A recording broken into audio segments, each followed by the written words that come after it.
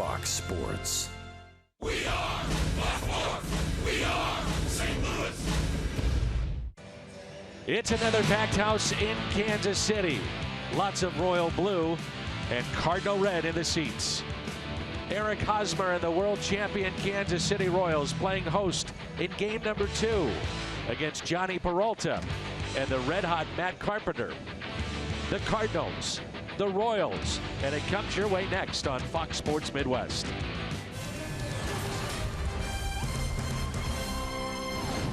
This is St. Louis Cardinals baseball. Tonight from Kauffman Stadium in Kansas City. It's the St. Louis Cardinals and the Kansas City Royals. It's game number 2 tonight. Welcome to the broadcast booth. That's Al Rabosky. I'm Dan McLaughlin. Scott Warman is here as well. All comes down to starting pitching. If the Cardinals can pitch, usually they win. That means it's Michael Wacha tonight. And, of course, Wacha has been pitching much better. He got a win his last time out, and that was his first win since late in April. But he has pitched very, very good baseball his last 3 starts. Hopefully that will continue. Remember, he made his major league debut against the Royals at home. That was back in 2013. He was brilliant that night. Hopefully we can get the same, but no rain. Well, let's take a look. Yeah, Michael Wacha on the mound. No rain, please. It's a look at our What's on Tap presented by Budweiser. Wacha for the St. Louis Cardinals. And for the Kansas City Royals, Yordano Ventura. That's your Budweiser What's on Tap. Baseball is coming up.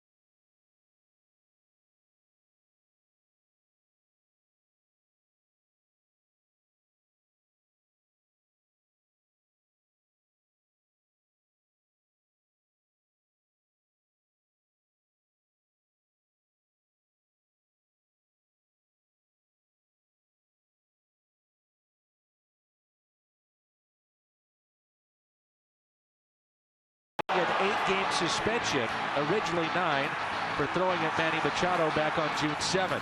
He only missed one turn in the rotation. The Royals only needed 4 starters during that suspension because of 2 off days last week.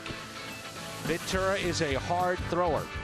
Matter of fact, this is our Quicken Loans rocket arms. Ventura averaging 96.2 miles an hour. And that fastball, that's tops among Major League starters. Ventura and the Royals playing host to the St. Louis Cardinals. Game 2, first pitch comes your way next.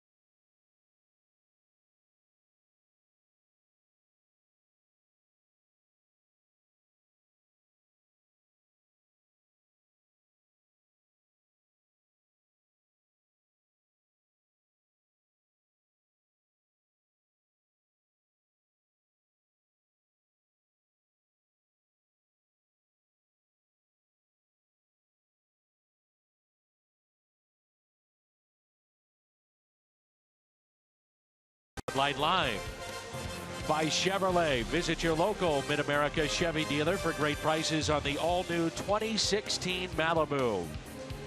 And by Menards, save big money at Menards on all your home improvement needs. We're at Kauffman Stadium in Kansas City. Gorgeous night, 87 degrees, along with Al Raboski. I'm Dan McLaughlin. Scott Mormon is here as well as we wrap up a long 3-city road trip for Mike Matheny and the Cardinals. They'd love to go home with a victory. Matt Carpenter will lead it off, followed by Brandon Moss, then Matt Holliday, Steven Piscotty, Matt Adams, Johnny Peralta, Yadier Molina, Colton Wong in center field tonight, and the shortstop Greg Garcia. And the Cardinals face Yordano Ventura. His last start was June 17th, a win against the Tigers. He went 6 1/3, struck out 5. His two best starts actually of the year have come after the Beanball game with the Orioles. He's 2-0 with a .68 ERA. Yeah, allowed only 1 run in 13 1/3 innings. It's been 11 days since he pitched with the 8-day suspension. And you said the couple off days they had. Flamethrower. So a young man, very talented from the Dominican Republic, but many believe he needs to grow up a little bit. Matt Carpenter, a career .366 hitter against Kansas City. He saw his 18-game on-base streak come to a close last night. On the year at .296 with the average, 13 home runs. He's driven in 47.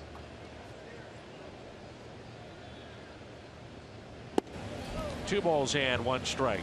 And that was Ventura will be walks too, as you mentioned. You know, he's a hard thrower. Everybody knows that. A look at the Hyundai pitch arsenal, but early in the season, a lot of walks were up, up, up, and that cost him. Yeah, to the point where he really cut down on those walks. He only has allowed 3 walks over his last 30 2/3 innings. So the layoff, maybe it bodes well. Also, he has trouble in the first 2 innings of a ball game, so hopefully they can get to him and just keep on adding on. 2 balls and 2 strikes. Took something off it, and he strikes out Carpenter with the changeup. This is one of the best teams defensively in all of baseball. Fairfield is in left, Kane in center, Orlando is in right. Cuthbert, Escobar on the left side of the infield, Colon and Hosmer on the right side, and Drew Butera is behind the plate. Here's Brandon Moss, 11th in the National League in home runs. Looks at a breaking ball. He had 4 last year and 16 already this season, which is 11th best in the National League. No balls and 2 strikes.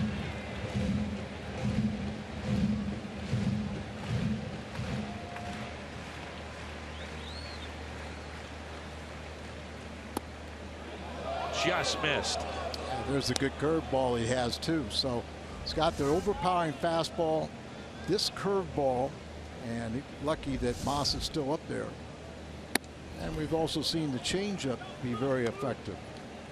As Al mentioned, it's the first couple of innings that you have to get to Ventura. First time through the order, he allows a .321 average. He's given up 10 extra base hits. After that, the average against him drops to .209. So he settles in and he gets tougher and tougher. A lot of starters that way, where you get to them early before they find a groove, and then once they find that groove, they just go right along. And remember, strikes out Moss, 2 down. with the great bullpen that they have here, they don't ask their starters to go much more than 6 innings. So a good start from Ventura.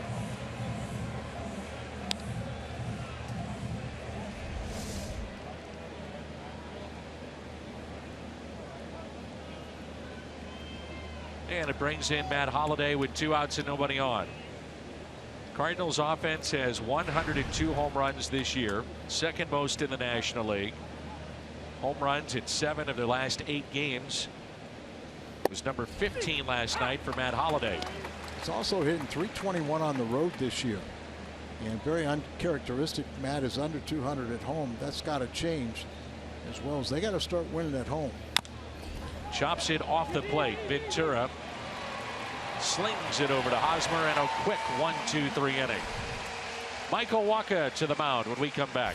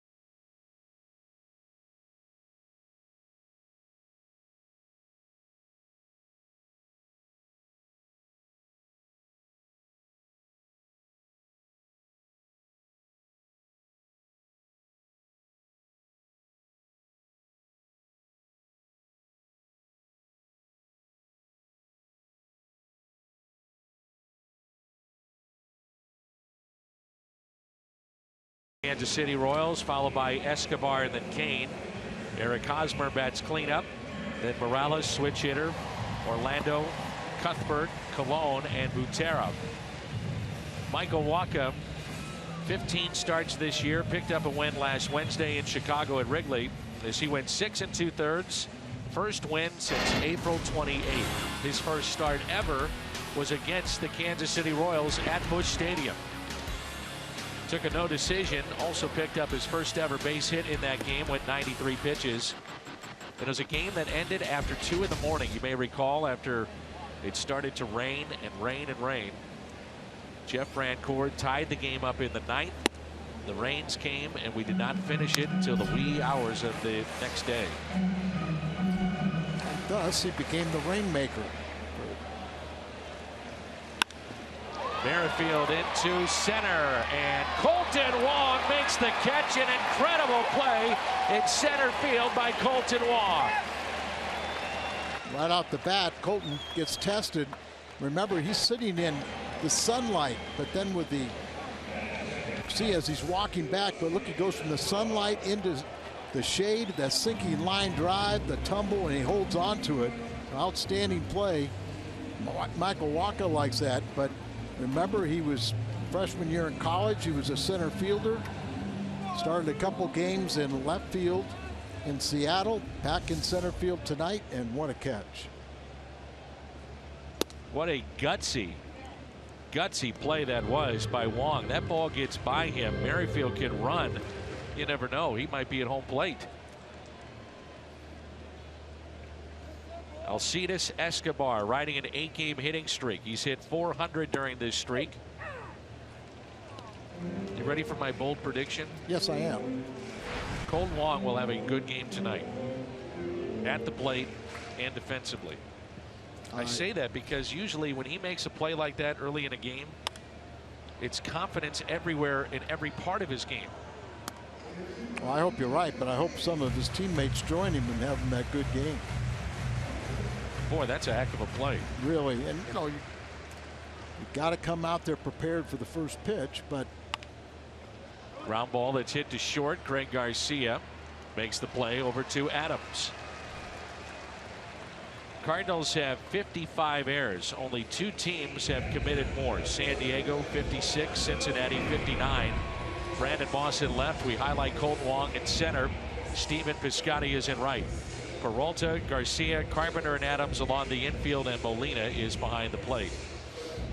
But Dan, the Cardinals don't seem like they've been victimized as much as other clubs for all those errors. All the other teams are sub 500, not the Cardinals. Lorenzo Cain looks at his strike. Had his 3rd straight multi-hit game in Game 1. 3rd last year in the MVP balloting in the American League.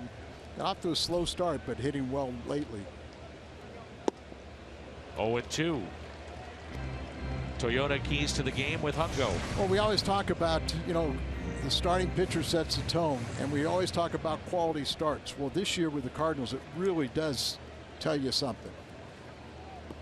If the Cardinals get a quality start, their record is 28-14. When they don't get a quality start, they have won 11 out of 33 games. So Michael Wacha, hopefully you're on tonight. And the 1-2 to Cain. Ground ball that's hit to Garcia. High throw to Adams, but he makes the play. Colton Wong maybe sets the tone here for Game 2 with this terrific play in center field. Outstanding. No score.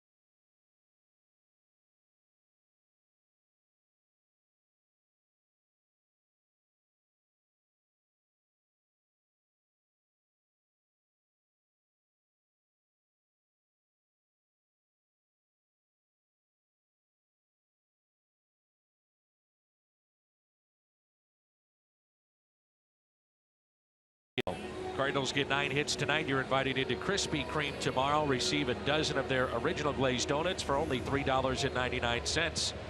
And stop by one of the 4 St. Louis area Krispy Kreme locations for this sensational deal. Here's Stephen Piscotty to lead it off.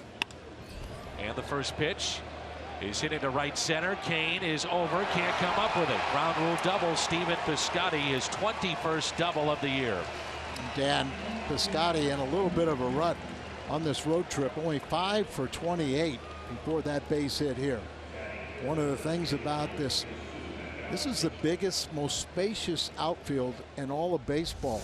And you've got great running speed in the outfield. Kane's a tremendous Gold Glove winner, and he gets to that. But, you know, when you talk about the outfield, they've got some guys that can fly out there and cover a lot of ground, but not that one.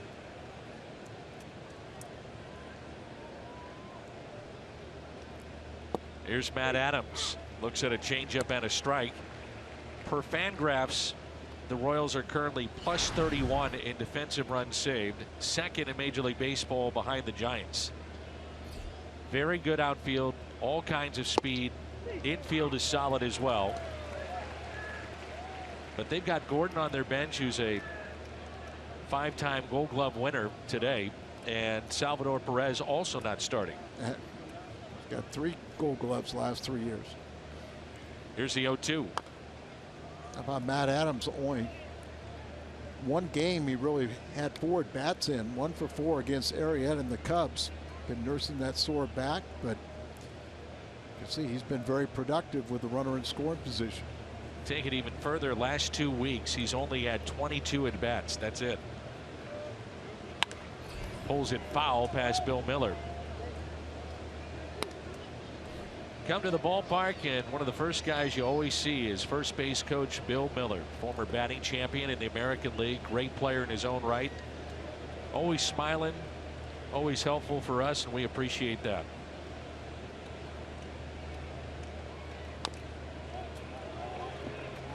Stays 0-2.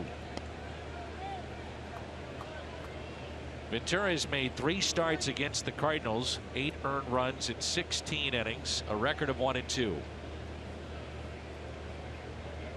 He was 0-2 against the Redbirds last season.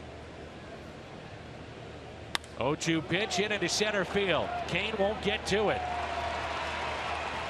And Piscotty is held up at third. Stephen Piscotty read that right off the bat, realizing it was hit off the end of the bat, would not carry to Kane. But the Cardinals don't take a chance here. Exactly right. Just didn't have that sound. Then you see it off the end of the bat. So he took off, was pretty confident that he'd go there. But then respecting the arm of Kane, he pulls up there with nobody out, runners at the corners. Peralta is 2 for his last 20 and 0 for his last 14.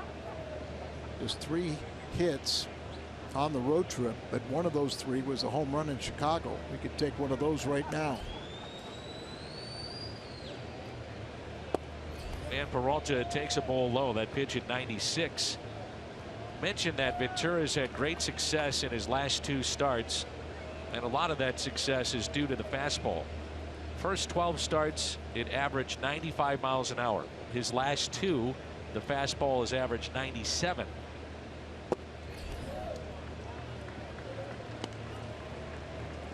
Yeah, when I joined the Cardinal organization, of course, it was a lot different then, and you know, pitchers didn't throw as many breaking balls. But George Sylvie, who was the farm director, told me, we believe you have to throw 70% fastballs just to maintain your velocity.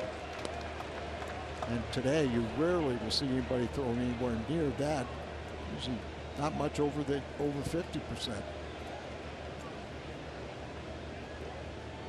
On 3-0, Molina on deck. Looks at a fastball and a strike.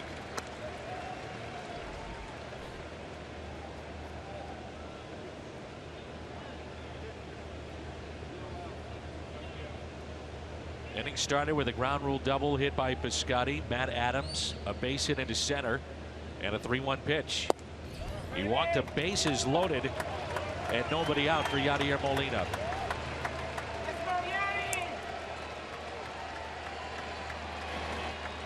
Molina comes in 4 hits shy of 1,500 in his career. Terra out to talk to Ventura. Yachty is 1 for 8 off of Ventura, but he's hit well against the Royals, 314 average.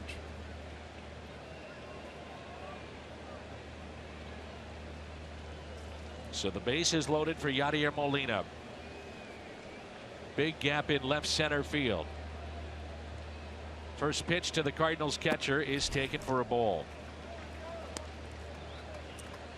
We mentioned this before. The starters of the Royals don't go very deep into games. As a matter of fact, they've thrown the fewest innings of anybody, any staff in Major League Baseball. But their relievers are nasty. Best ERA in the American League. Little chopper that's hit to short. They'll go to third as a run scores, and it's 1-0 St. Louis.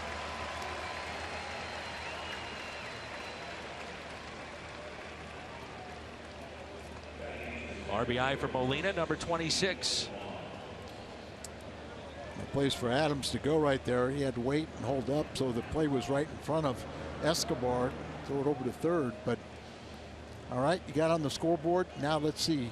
Your player picked for the night is in a great spot right here to help you out with your prediction. This is my guy. Make me look good.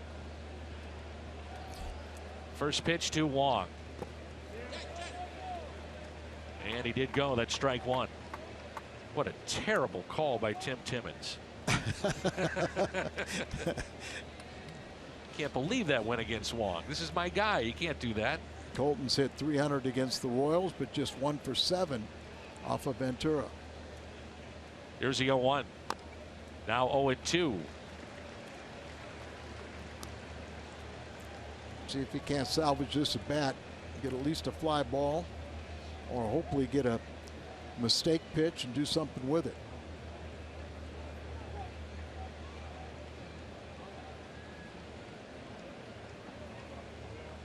Okay, you wanted to break a ball, bounce it. Maybe that was just a Diaz there. You saw Butera kind of take his glove, motion down onto the ground.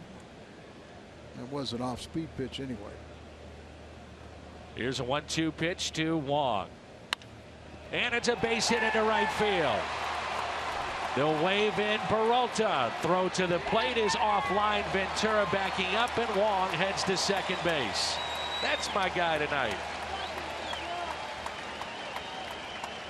And Danny, Colton Wong did get that hang and break a ball, and he did something with it.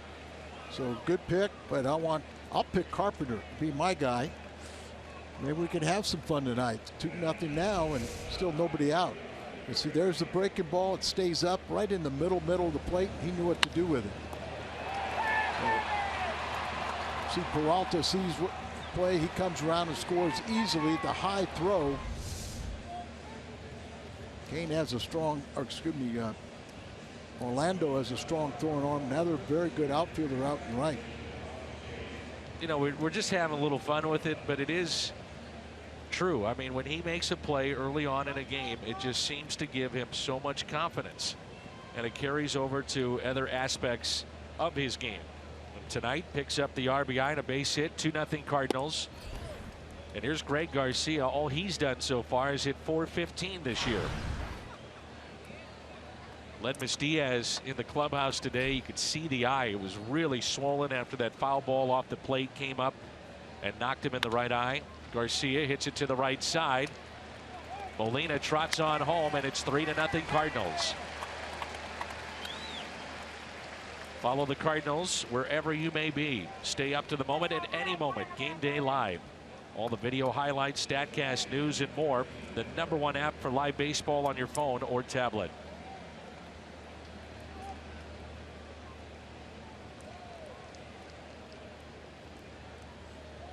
So here is Carpenter. His on-base percentage currently is at .413. Second only to Paul Goldschmidt of Arizona. He's first in extra base hits with 41. Third in runs scored with 52 in the National League. Runner at third, 2 down.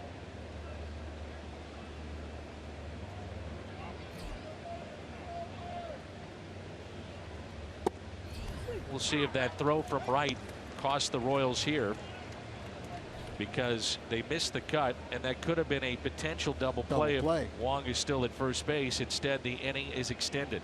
Can't assume a double play, but you know, more than likely that would have been a double play. Just the little things magnified in such a big way at this level, because these players are elite. They're so good, and they capitalize on all types of mistakes. And you talk about the problems the Royals have had with their starters going deep into games. They've been able to neutralize that with an overpowering bullpen.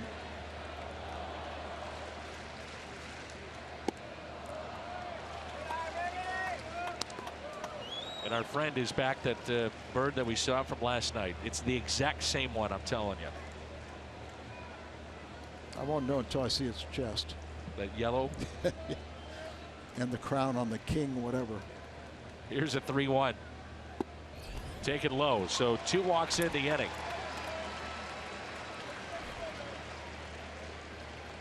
Ventura had an easy 1-2-3 first, in which he struck out 2. This inning has seen a double, 2 walks, and 2 singles, and it brings in Brandon Moss. You know, Dan, sometimes when you have a young pitcher and you have a first inning like he did, he kind of relaxes, say, oh, this is going to be nothing. I'm just going to blow people away. And you go out there without the same intensity. And we also remember, you know, he knows he has problems in the first and second, and I'm sure he thought those problems were not going to be present tonight. And here he is in the second inning. He finds himself down by 3, hopefully more. Can't find the strike zone. As we mentioned before, real issue with him early in the season was a lot of walks, couldn't stay deep into games. 1 ball, 1 strike on Moss, who struck out his first time up.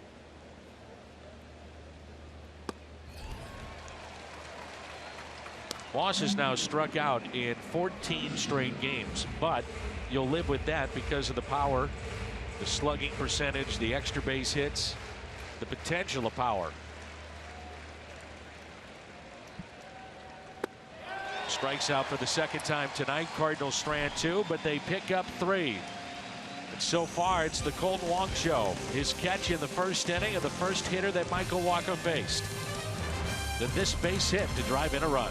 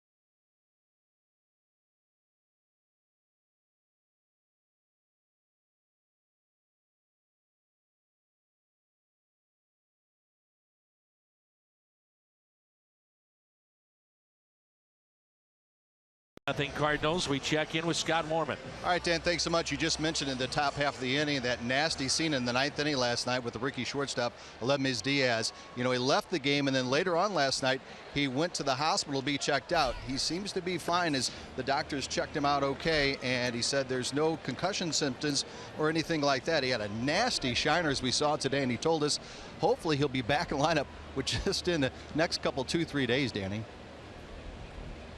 That was nasty. That ball that came up and hit him as Hosmer looks at a strike. Here's the play if you missed it late in the game, 9th inning. Right back up into his right eye. Kind of scared him initially because he blurred vision. And that is receded. Everything seems to be fine right now. And hopefully we'll get him back.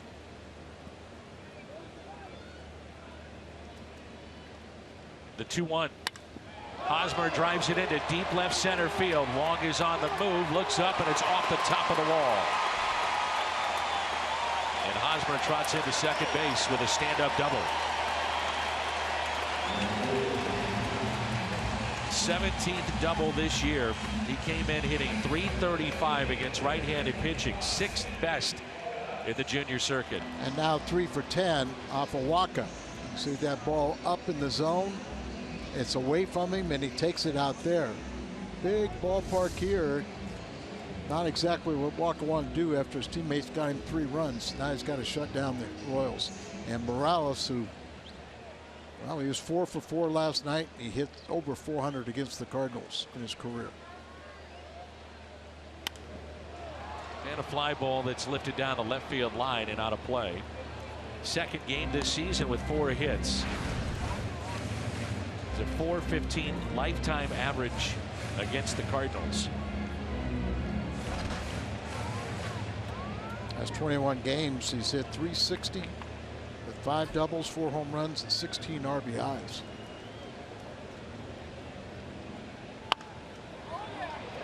The fly ball into shallow right. It'll be drops between Carpenter and Piscotty. Morales to second base.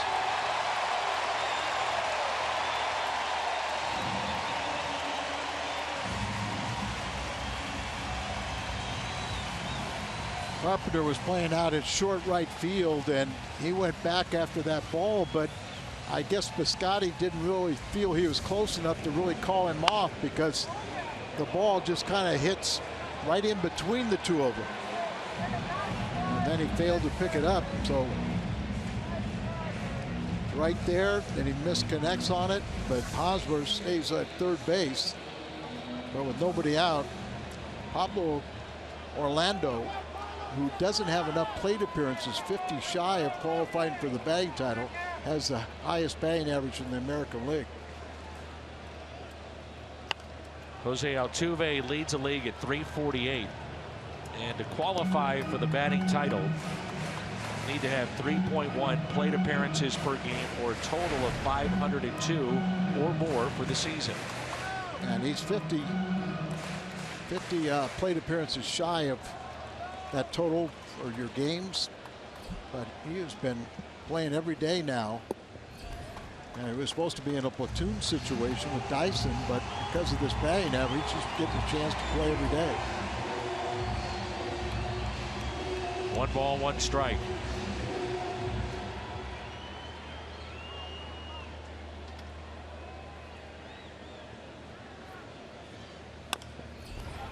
Hit to short. There's Garcia. Run does score, and it's 3-1. RBI for Orlando, number 16.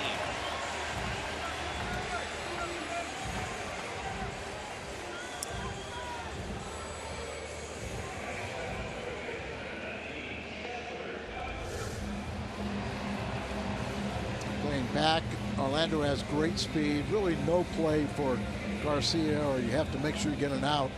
And you don't have time with Orlando running down there to really check too long on the runners on the base paths. Cuthbert pops it up. This will be Matt Adams in a big out, number 2 here in the second inning with a runner at third. No doubt, Danny. brings in Christian Colon. Colon was recalled from AAA Omaha back on June 8th. He was the 4th overall pick in 2010 out of Cal State Fullerton. Bryce Harper went #1 in the draft. James Taillon, the Pittsburgh pitcher that's just been called up. Manny Machado was 3rd. And then Colon. Cardinals that season, 2010, had the 25th overall pick and took Zach Cox, then the 3rd baseman out of Arkansas, that later traded for Edward Mujica. The 0-1. You know, Dan, that brings up a great point. The few times the Cardinals have missed on draft picks, they were able to take that draft pick and trade them and get very serviceable players in return. Or Mujica, you know, was very good in the bullpen and even closed for part of the year.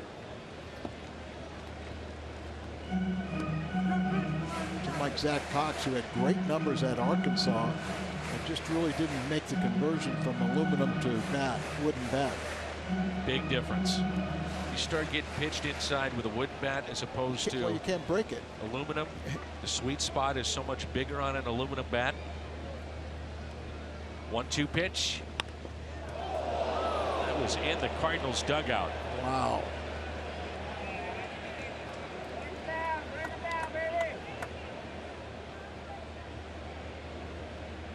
That hit Diaz? I don't know. He's going down there like he was hit, but he just gone down there for protection. That was about head high, wasn't it? Watch Morales, the runner at 3rd base. Look at him.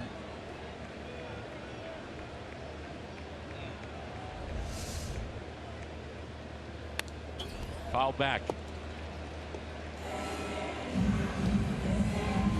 Talk about how sometimes Walker's pitches, instead of having that downward tilt, have been elevated. Well, that last one was elevated on purpose. You know, ideally when you're throwing pitches down at the bottom zone, then you can elevate, change that plane. And a ground ball left side under the glove of Peralta into left field, and a run scores. Well, the defense here in the 2nd inning has betrayed Michael Walker. Wow, that was hanging breaking ball, but it was so high. Peralta's looking at it as it seemed like a very, very catchable ball.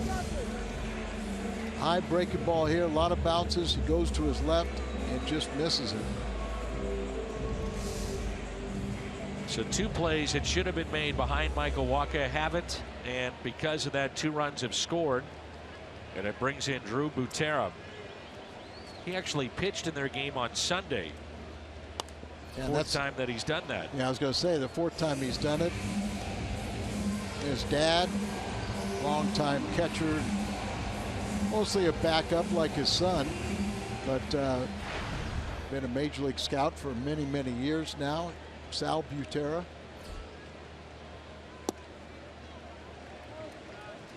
One ball, 1 strike.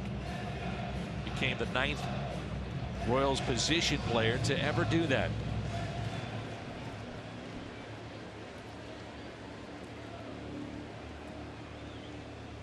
Here's a 1-1 pitch by Michael Walker. Soft liner, and the catch is made by Matt Carpenter. Royals come back with 2. It's a 3-2 lead.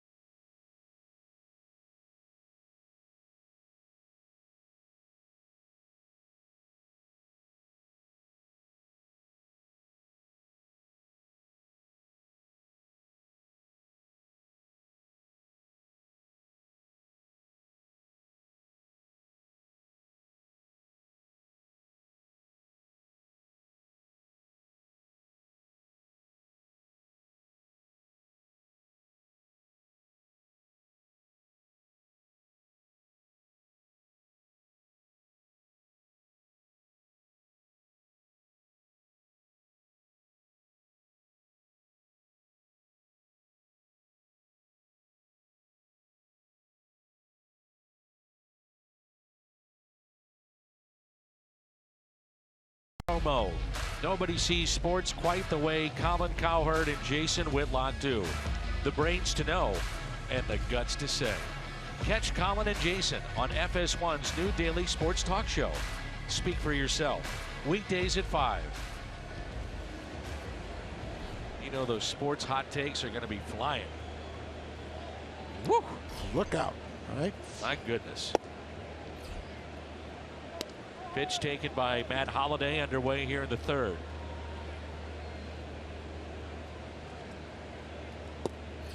You know, we were talking about the contract last night of Matt Holliday, over $100 million, and how it's paid benefits for both the Cardinals and Holliday. Since 2010, he's first in games, hits, home runs, and RBI among left fielders in all of baseball. It's a pretty large sample size since 2010. Oh, absolutely. You mentioned he's 321 average on the road this year. The home runs have really been coming of late. Here's a ground ball that's hit to short. Escobar. One away. And it brings in Steven Piscotty. Brian Pena down at the Cardinals clubhouse telling me it was the toughest 2 months of his career, because he said he felt helpless. I couldn't do anything for the team. I can't play. You feel useless. Well, he's been activated and he is in uniform here tonight, the backup catcher for the St. Louis Cardinals. The flip side of that, Eric Fryer designated for assignment. All he did was hit 368. He showed a lot of people that he could play at this level, and you know, from a selfish standpoint, we hope he's not picked up so he can go back down to the Cardinals minor league system and be there as an insurance policy. But Eric Fryer played so well, I'm sure some club really taking a hard look at it. Cuthbert to his left. Designated for assignment. I know some fans wondering what does that mean. He has 10 days to, well, the Cardinals could trade Fryer or place him on outright waivers. If he clears waivers, he'd have the choice to accept his assignment at AAA or be granted his release. And I think there's, well, I don't know, you know, but something like, you know, somebody could claim him and then you could kind of pull him back and try and make a trade with them, or after 10 days he becomes a free agent, like you said, or accept a trade down to the minor or movement down to the minor leagues. But he proved he could play here.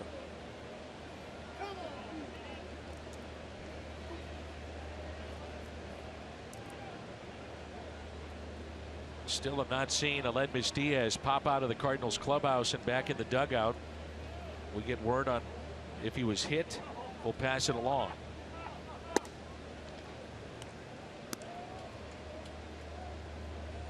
The ball went so hard into the dugout, it really didn't look like anything.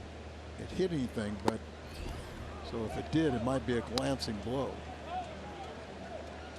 But that was scary in its own right.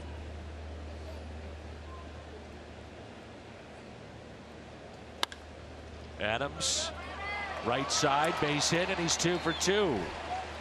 Way to go, Matt. You're swinging the bat so well before recently, you know, with the back spasms and lower back that took him out of pretty much the most part of the last 5-6 games.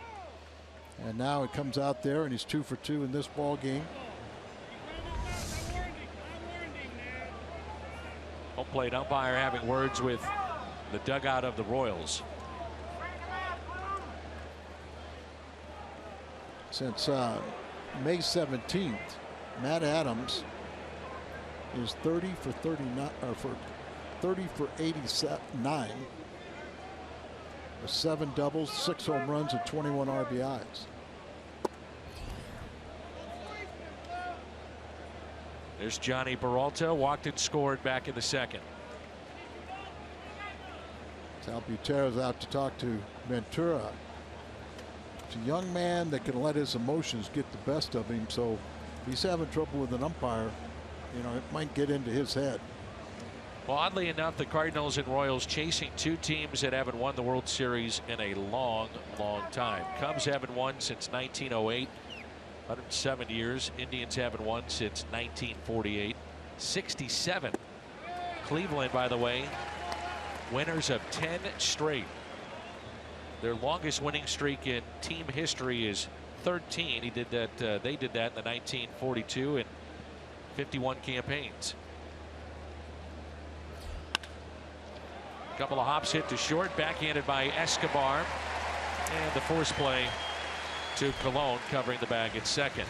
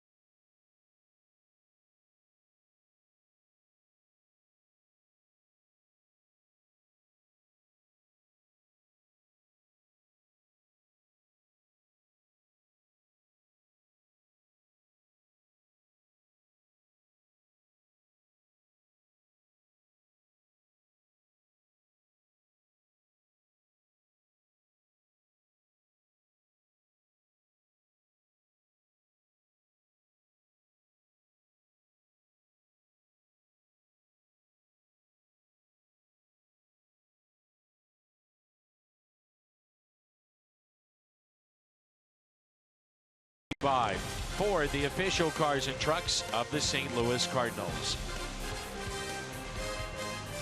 Cardinals with a lead of 3-2.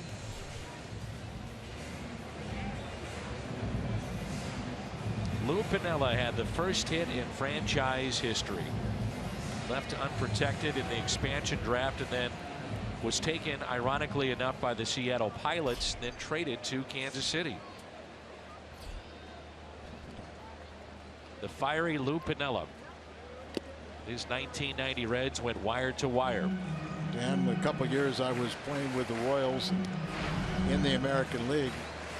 Can't tell you how much fun it was to watch behind Lou Piniella at Yankee Stadium and watch his banter with his own home crowd.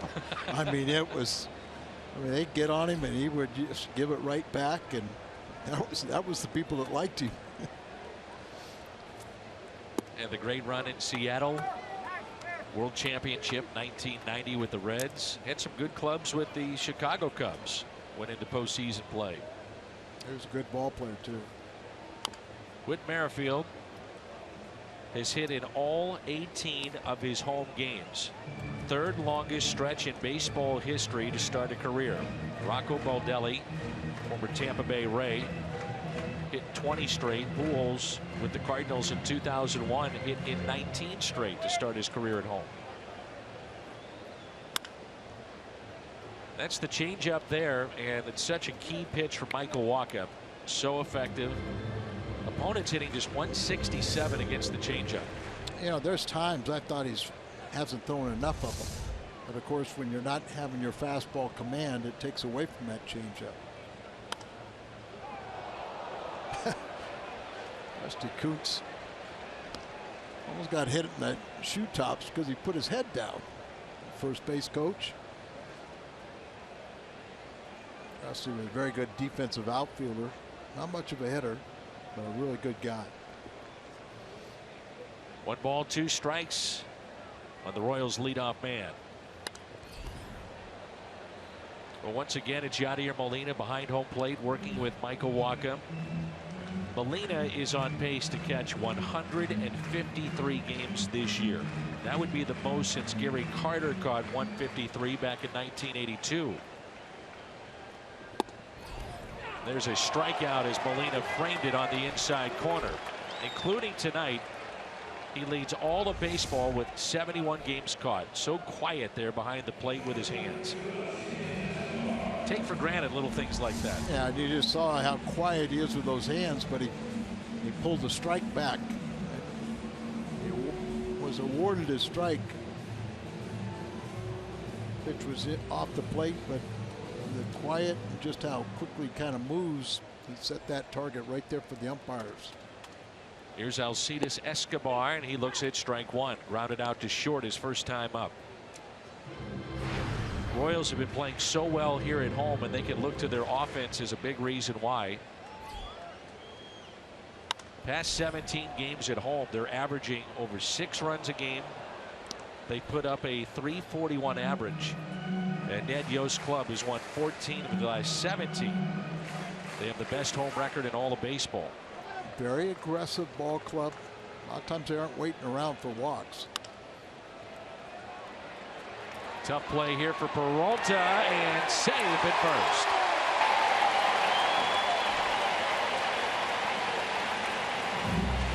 And that is one aspect. They have speed. They use their speed to their advantage. This is a big ballpark. They use that speed offensively and defensively to be a real plus for them. Johnny comes in. By the time he makes the exchange, Escobar down there. That looked a lot closer. It was, and that shows you more example of how easily he beat that out. So one out, and it brings in Lorenzo Cain. Grounded out to short, first time up. Royals will head on the road after the game tonight to St. Louis for 2. Then a rematch of the 1980 World Series with the Phillies. And then they'll go up to Canada, play the Toronto Blue Jays. Cardinals go back home, 19 of 22 at home starting tomorrow. Good curveball there and a big swing by Cain.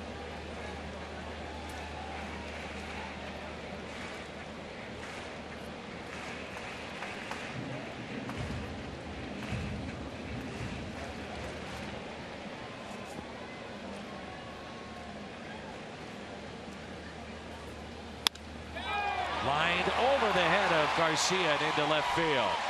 And it brings in Eric Hosmer. Maybe wondering why we're going to show Enos Slaughter in the Mad Dash. This is Game 7 of the 1946 World Series. Slaughter led off with a single. Next 2 hitters got out. Then Harry Walker stepped up, and Slaughter scored all the way from first base. Well, the Royals have a mad dash of their own in their history, and it happened last year in the World Series with Eric Hosmer. We'll show you that momentarily.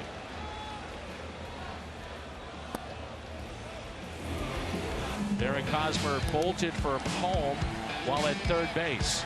David Wright looked him back. The throw by Duda offline. And the scouting report, we were later told, the Royals said if there's balls like this on the infield, they were going to run against the Mets. They wanted them to put the ball in play and throw it around the infield. And sure enough, it's a play that helps win them a World Series last year. Marked the first time since Game 7 of the 1960 World Series that the tying run scored on an infield out in the 9th inning or later of a World Series game. Hosmer doubled off the wall back in inning number 2 and rips it into right field. Piscotty gets it. They'll hold up the runner at third. Escobar, the bases will be loaded.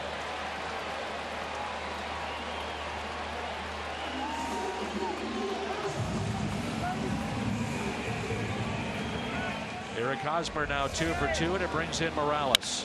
You can see they're hitting some balls pretty hard. Strong throw by Piscotty, charges the ball well. It this one out. They'll hold the bases loaded. Why not for Morales, the way he's been the bat the last 3 weeks.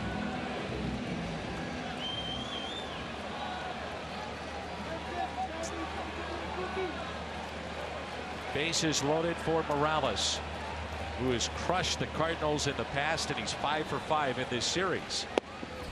First pitch taken down. Arcia in the driver's seat. Morales against St. Louis. Mentioned it earlier, the gaudy numbers, .415 the average in 13 games, 4 home runs, and he's driven in 11.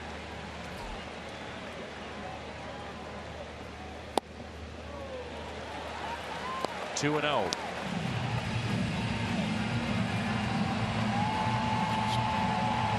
Two for 5 off of Waka, and he's got the count in his favor.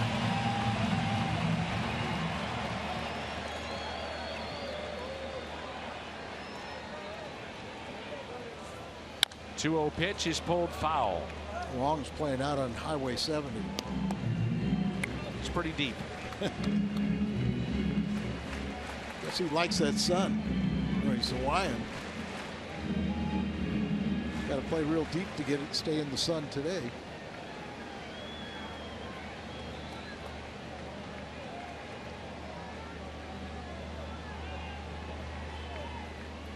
Changeup hit to Adams, goes to the plate there. That's an out.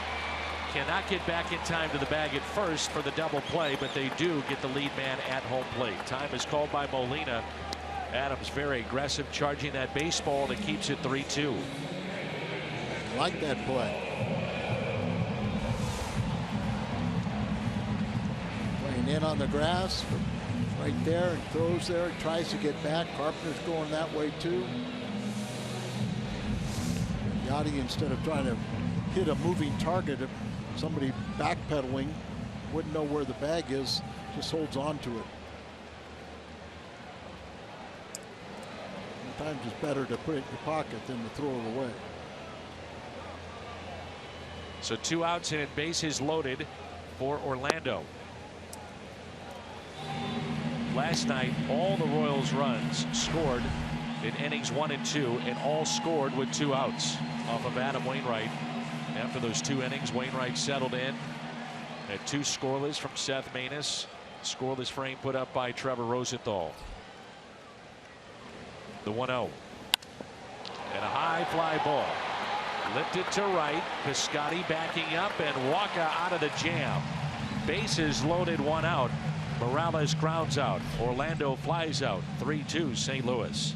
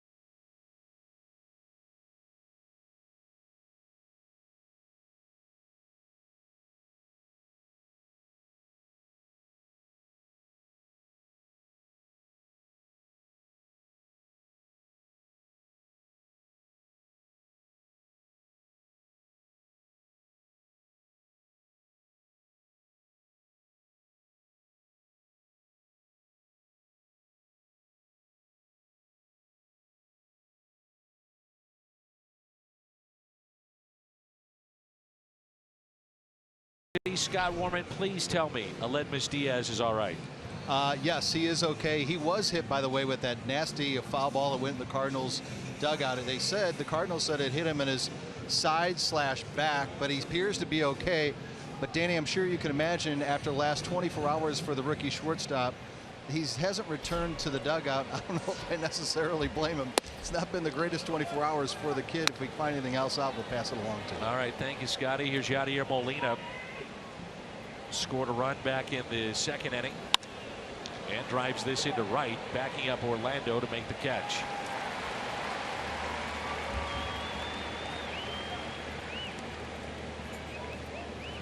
It's June 28th. This date in history, 40 years ago, 1976, Yankees and Tigers.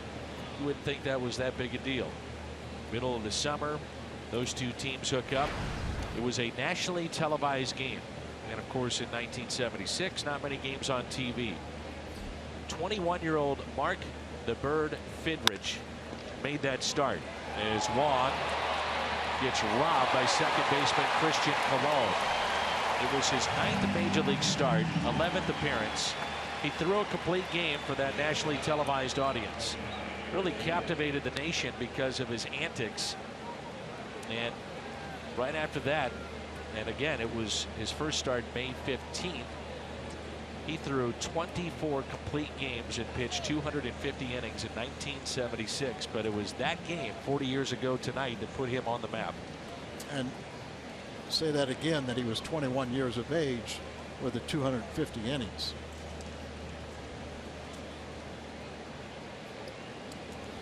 Here's Garcia, looks at a strike.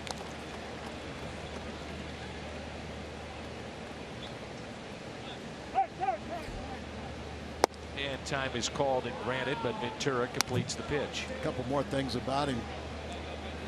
The Tigers averaged 338 attendance per game. But when Fidrich pitched, their average was 33,649. Did you know him very well? Yeah, I got to know him a little bit and everything. After that year, Detroit wanted to reward him. They gave him a bonus of $34,500 on top of his $19,000 a year salary. And he ended up signing a 3-year contract after that year, 19-9, for totaling for $270,000, 3 years. So was he as odd as he seemed to be on the mound? You know what? He was just a naive little kid that was just so excited. And it was just so refreshing. I remember the first time I saw him pitch was in spring training. It was 1976. We had a night game in Detroit, in Lakeland. And Bo Milliken was our roving minor league pitching coach and saw him pitch the year before in the Florida State League. Garcia hits it up the middle. Nice play by Escobar, ranging to his left. Garcia is saying that he's off the bag. And Mike Matheny is whistling to the umpire saying that he was off the bag. It seemed to be what could have been a routine third out, but Garcia pointed to it right away. Looking down at his feet, he had the best view, saying he wasn't on the bag.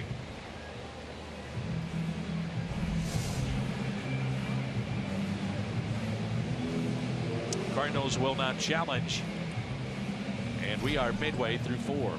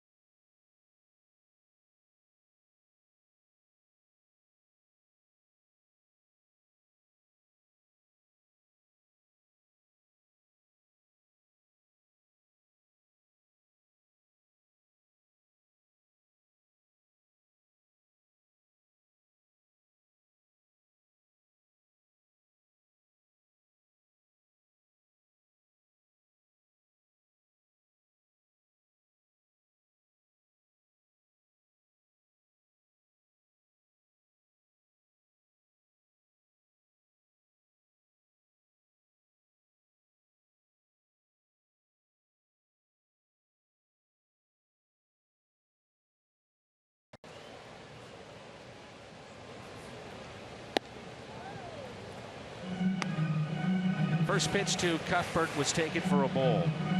He was 0 for 4 last night, which snapped his 6-game hitting streak. Another curveball taken high. 2 balls, no strikes as Michael Wacha pitched out of that 3rd inning jam. A couple bad curveballs staying way up, but bad enough that you're okay.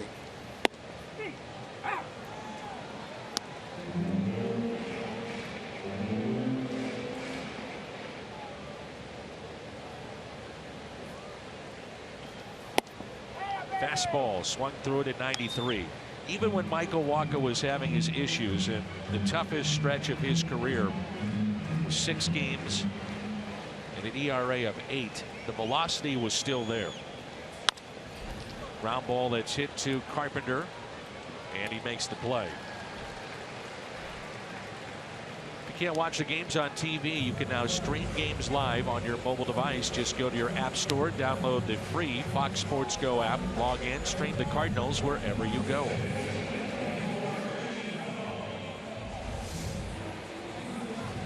There's our buddy. He's back. That's the kingbird you find frequently in the summer months here at Kauffman Stadium.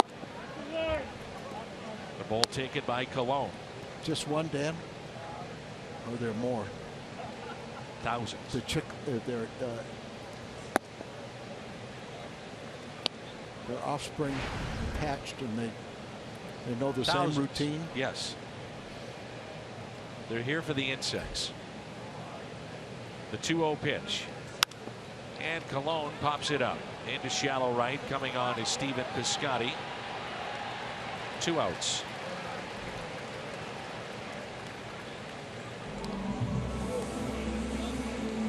I'm getting a kick out of the young lady behind home plate. I mean, she is a Cardinal fan through and through. There she is, right there.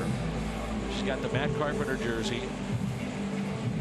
She's got her Cardinal hat. She's got the best seat in the house.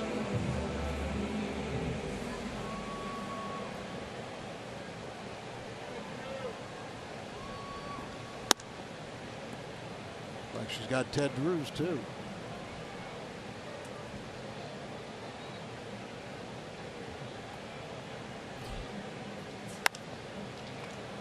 Fly ball again into right. Piscotty is over near the wall, sliding and out of play.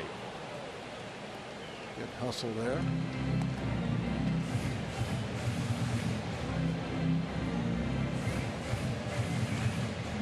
Sal Butera backs up Salvador Perez, so another backup like Fryer or now Pena's to Yachty hardly ever play. 2 of the best, or probably the bench, the standard bearers of catching today. Yachty overall in major leagues, and then Perez for the American League. I'm sorry we didn't see Tony Cruz. Kansas City organization after last year with the Cardinals. He's traded to the Royals to what we thought would be the backup to Salvador Perez, but he's in AAA.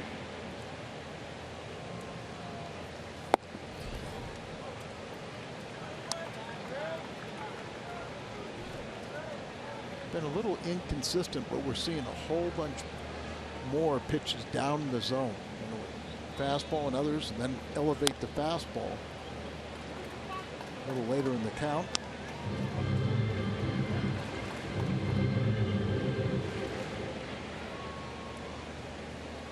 Three and 2 with 2 outs and nobody on.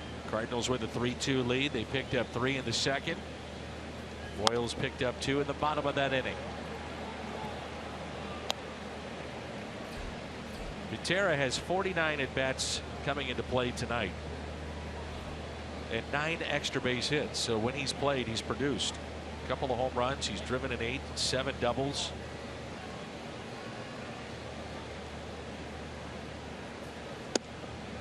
Just missed on the outside corner. First walk issued by Michael Wacha. Well, this season marks the 90th anniversary of the 1926 World Series championship team. This Friday, 30,000 fans ages 16 and older take home a wearable replica 1926 championship ring that's courtesy of Edward Jones After the game, we've got fireworks. Cooper Tire's fireworks night. That's all Friday at the ballpark. Merrifield looks at strike one.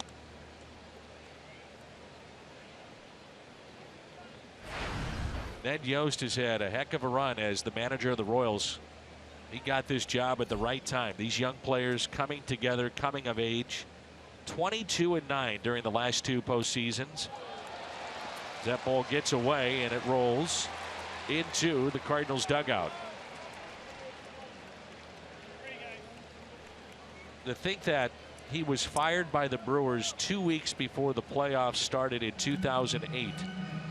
And now here he is, baseball's highest ever postseason winning percentage. And Dan, remember when he got fired in Milwaukee, we were in town and sort of kind of tried to play a little gamesmanship and everything, and may have lost that division title to the Cardinals. And for fans who don't remember, they went after Albert Pujols. Yeah. They hit him, and the Cardinals used that kind of as a rallying cry and came back in that particular game, and then wound up having a pretty good run in the final couple of weeks. 2-1 pitch.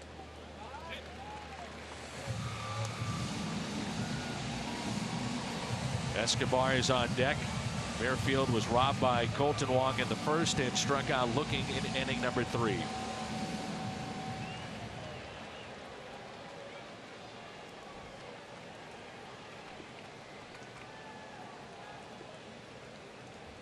The 3-1. Popped up. Good pitch. In on his hands. There's Greg Garcia. Makes the catch.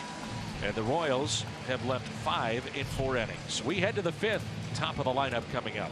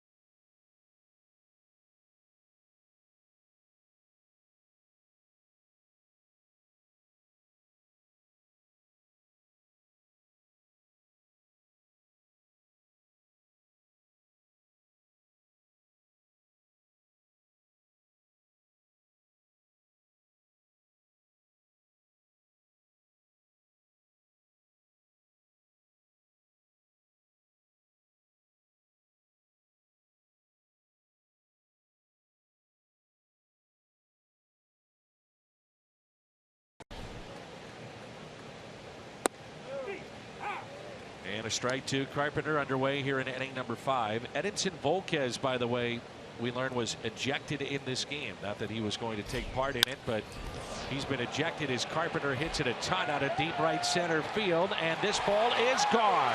Home run, Matt Carpenter, number 14.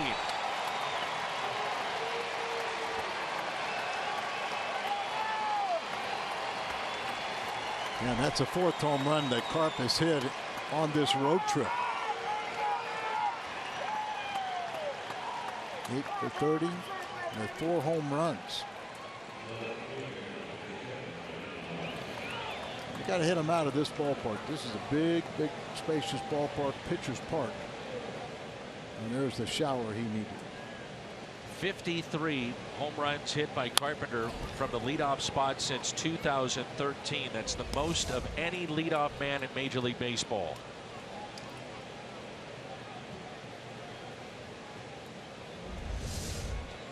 Now Brandon Moss sends a fly ball out of play.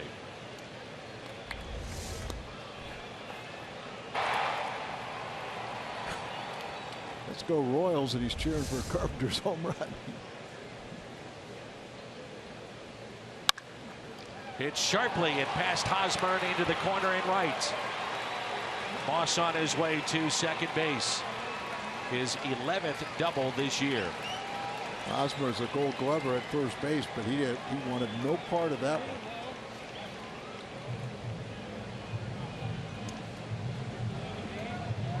So a home run and now a double off the bat of Brandon Moss. Watch Hosmer here, just kind of a half-hearted backup, but he didn't have his heart. He didn't want to get in front of that one.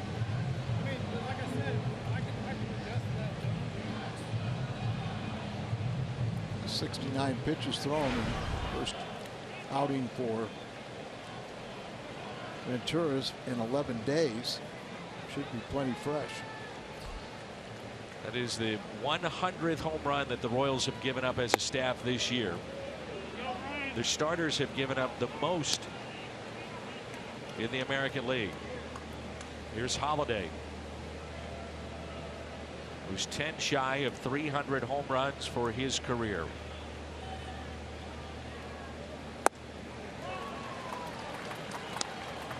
Since 2010, what we were talking about earlier. And Matt Holliday came over in July of 2009. So first full season in St. Louis was 10. And in that time, among Major League left fielders, he is at the top of many categories offensively. Game-winning hits, all kinds of things with Holliday that a lot of people miss. Tonight he has bounced back to Ventura and also grounded out to short. Starting to stretch a little bit in the Kansas City pen. 30 of his 65 hits are extra base hits. He's got 9 game-winning RBIs this year. That's tied for third in the National League. 59 game-winning RBIs at Busch Stadium 3, which is one behind Pujols for the all-time lead at Busch Stadium 3. The 2-2. Bouncer hit to the right side and taken there by Colon. Advancing on the play to third is Brandon Moss. Reminder that international soccer is returning to the Gateway City. Don't miss Liverpool FC. They'll take on AS Roma, Busch Stadium, August 1st. And tickets are on sale now. All you have to do is head to cardinals.com/soccer. Infield is drawn in with the Cardinals leading 4-2. And here's Stephen Piscotty hitting .455 with runners in scoring position. Best in baseball. Nice play there by Butera. Saved a run as he picked that one. Well, just the little things that you can do in the game. I mean, a power hitter like Holiday taking the ball to right, advancing that runner from second to third. Productive out. For Stephen Piscotty, it's been a tough month of June. His numbers have tailed off a bit and hitting just .197 here in June after a terrific first 2 months. Yeah, that's what I said on this road trip. He's just 6 for 30.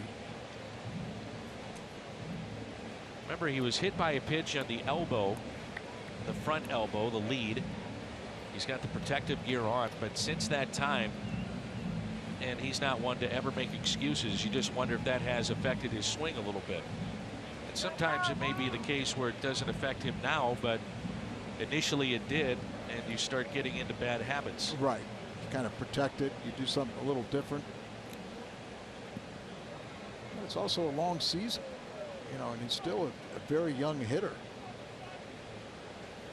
And he's hit by Ventura. On a 2-0 pitch, Ventura hit Stephen Piscotty.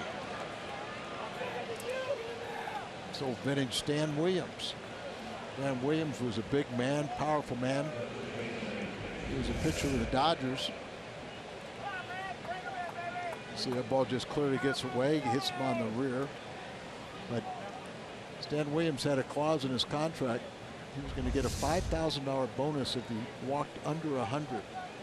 And so pitching with the Dodgers in September, late September, he was up in the 90s in walks. So if he fell behind 2 or 3-0 in the count, he just drilled the guy. He got his bonus.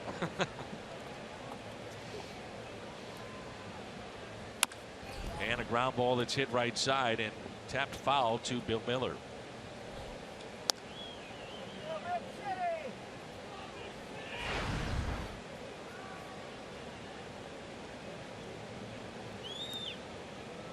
Matt Adams is returned, coming back.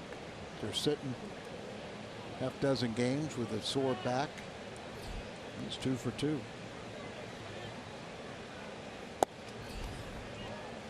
A single to center and a single to right. 1 ball, 1 strike.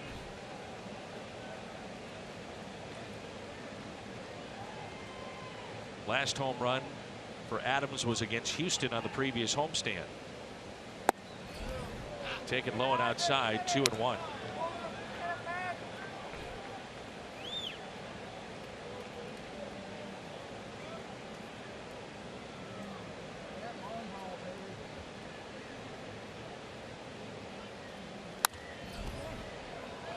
Not the kind of swing you want to see there with 2-1.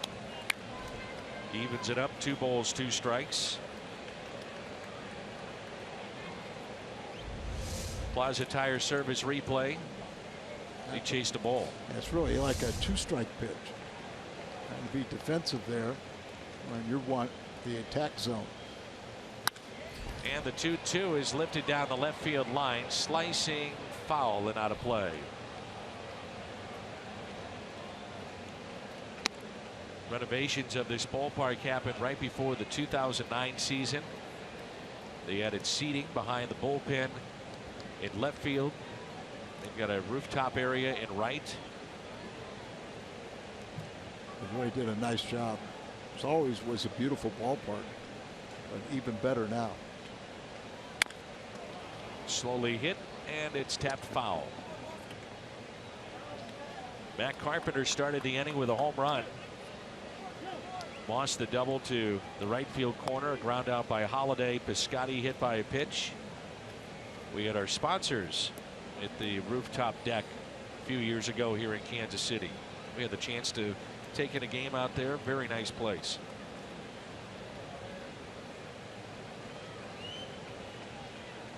The 2-2 to Adams. And Matt hits a fly ball. Shallow left center. Kane comes on to make the catch. They'll test him. Throw to the plate. It is not in time. Moss scores. Adams picks up the RBI, his 34th, and the Cardinals pick up a 3-run lead. It's now 5-2. Got to test him even at the big league level, even if it's a Gold Glove outfielder with a strong throwing arm. You can hit the ball around 300 feet most of the time. You're going to be able to advance. And Moss. So here you see Kane will come in a little bit, left center, high towering. Moss waiting for the slide, for just a little bit up the first base line, and that just allowed him to come in. Runner goes. That's Piscotty. Throw down to second, and a stolen base for Steven. He stays on the bag somehow, as Colon is telling his bench to take a look at it. For Piscotty, if it holds, it'll be stolen base number 4.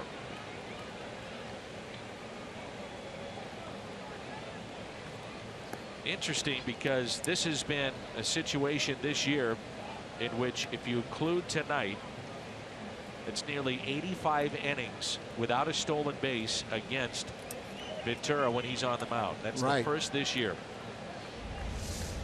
And the one thing you wouldn't expect it to be the Cardinals, because they don't rarely even run. And it looks like that toe does stay on. And a chance for Johnny Peralta with a man in scoring position. He has walked and scored and also hit into a fielder's choice.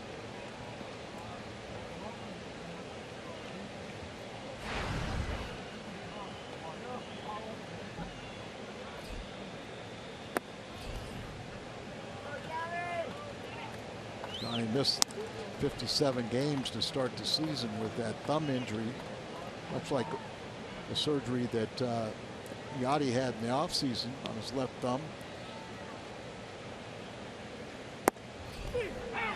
And a strike to Peralta. He didn't like it. 3-1 the count. Peralta's walked. No doubt he didn't like it. Way below the strike zone. Spoiled that pitch. Now when you're 0 for your last 15, you seem like you get those all the time.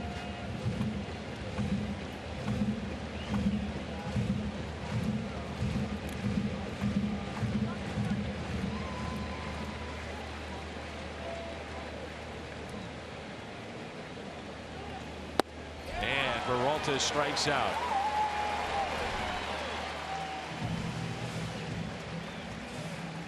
He's having words with the home plate umpire, but the Cardinals add to their lead. A Carpenter home run, his 14th. He's driven in 48. St. Louis on top.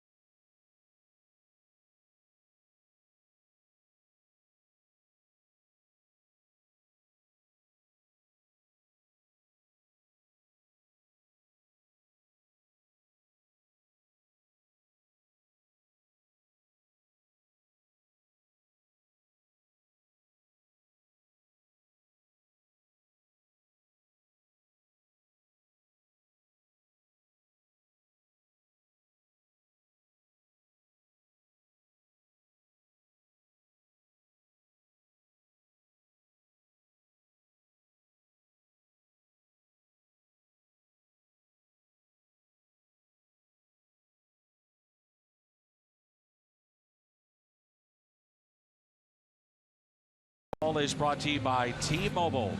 Yadier Molina still leading the All-Star catching votes. And I've had a lot of Cardinal fans ask me how far is he in front. Well, it's just by a little over 5,000 in front of Buster Posey. Yeah, you only got a couple more days, right? That's right. Yachty and all the Cardinal players have, I think they've been hurt by the fact that the team has played so much out of town since that voting has started. They can still vote online and make up the votes. That's hit out of play down the right field line. This is Alcides Escobar. His hit streak is now at 9. Went 2 for 4 last night, hitting above 400 on the streak.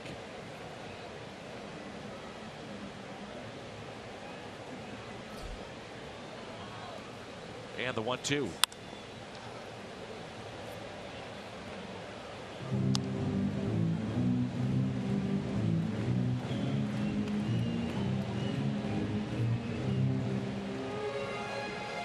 Kane on deck, and then Hosmer. That pitch in the dirt, blocked by Molina.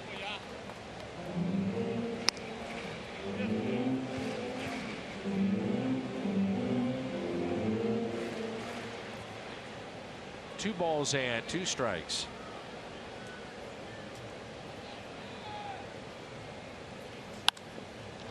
And a high fly ball lifted into right center. There's Colton Wong calling for it, and he makes the catch.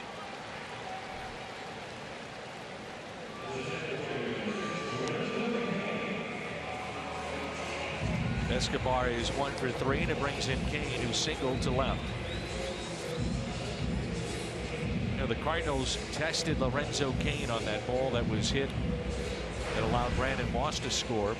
You just wonder if the Royals will look back at this game and think that they should have tested the Cardinals outfield earlier with a chance to score a run. Eventually loaded the bases up.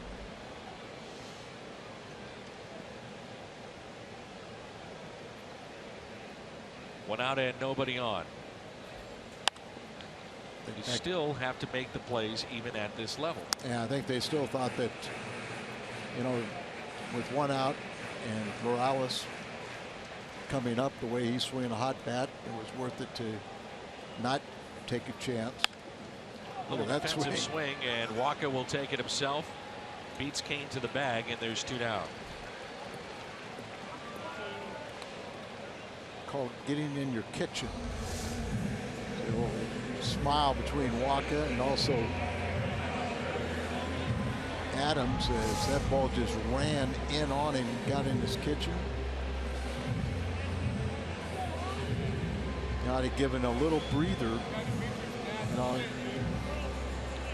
warm night, you've been out there for 80 pitches and you kind of run over the first base a little bit. Just tell them, hey, take it easy. I'll slow you down and give you a little breather.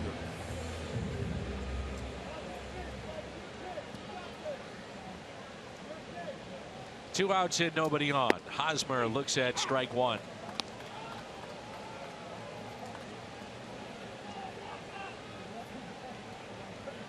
The 0-1 pitch. Now make it 0-2. Good changeup. Again, it's worth repeating. The changeup is Walker's best pitch, and opponents hitting just 167 against it. Dan, I wasn't anywhere near aware of that, but I thought at times they've gone away from that changeup and, you know, gone to the cutter maybe too often. He's had some so-so curveballs tonight, but it gives another thought in the mind.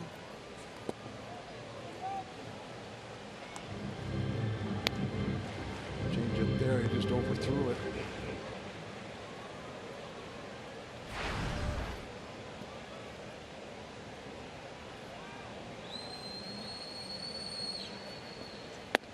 And he went. Strikeout of Hosmer.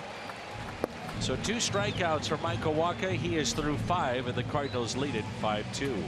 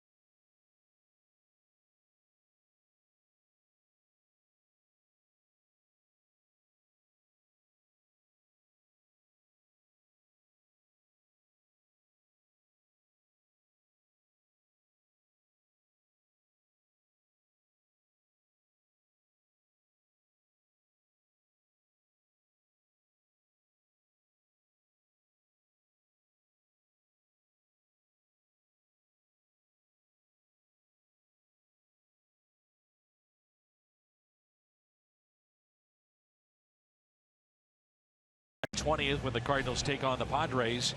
Fans who purchase this special Star Wars night theme ticket receive their very own Star Wars Cardinals t-shirt.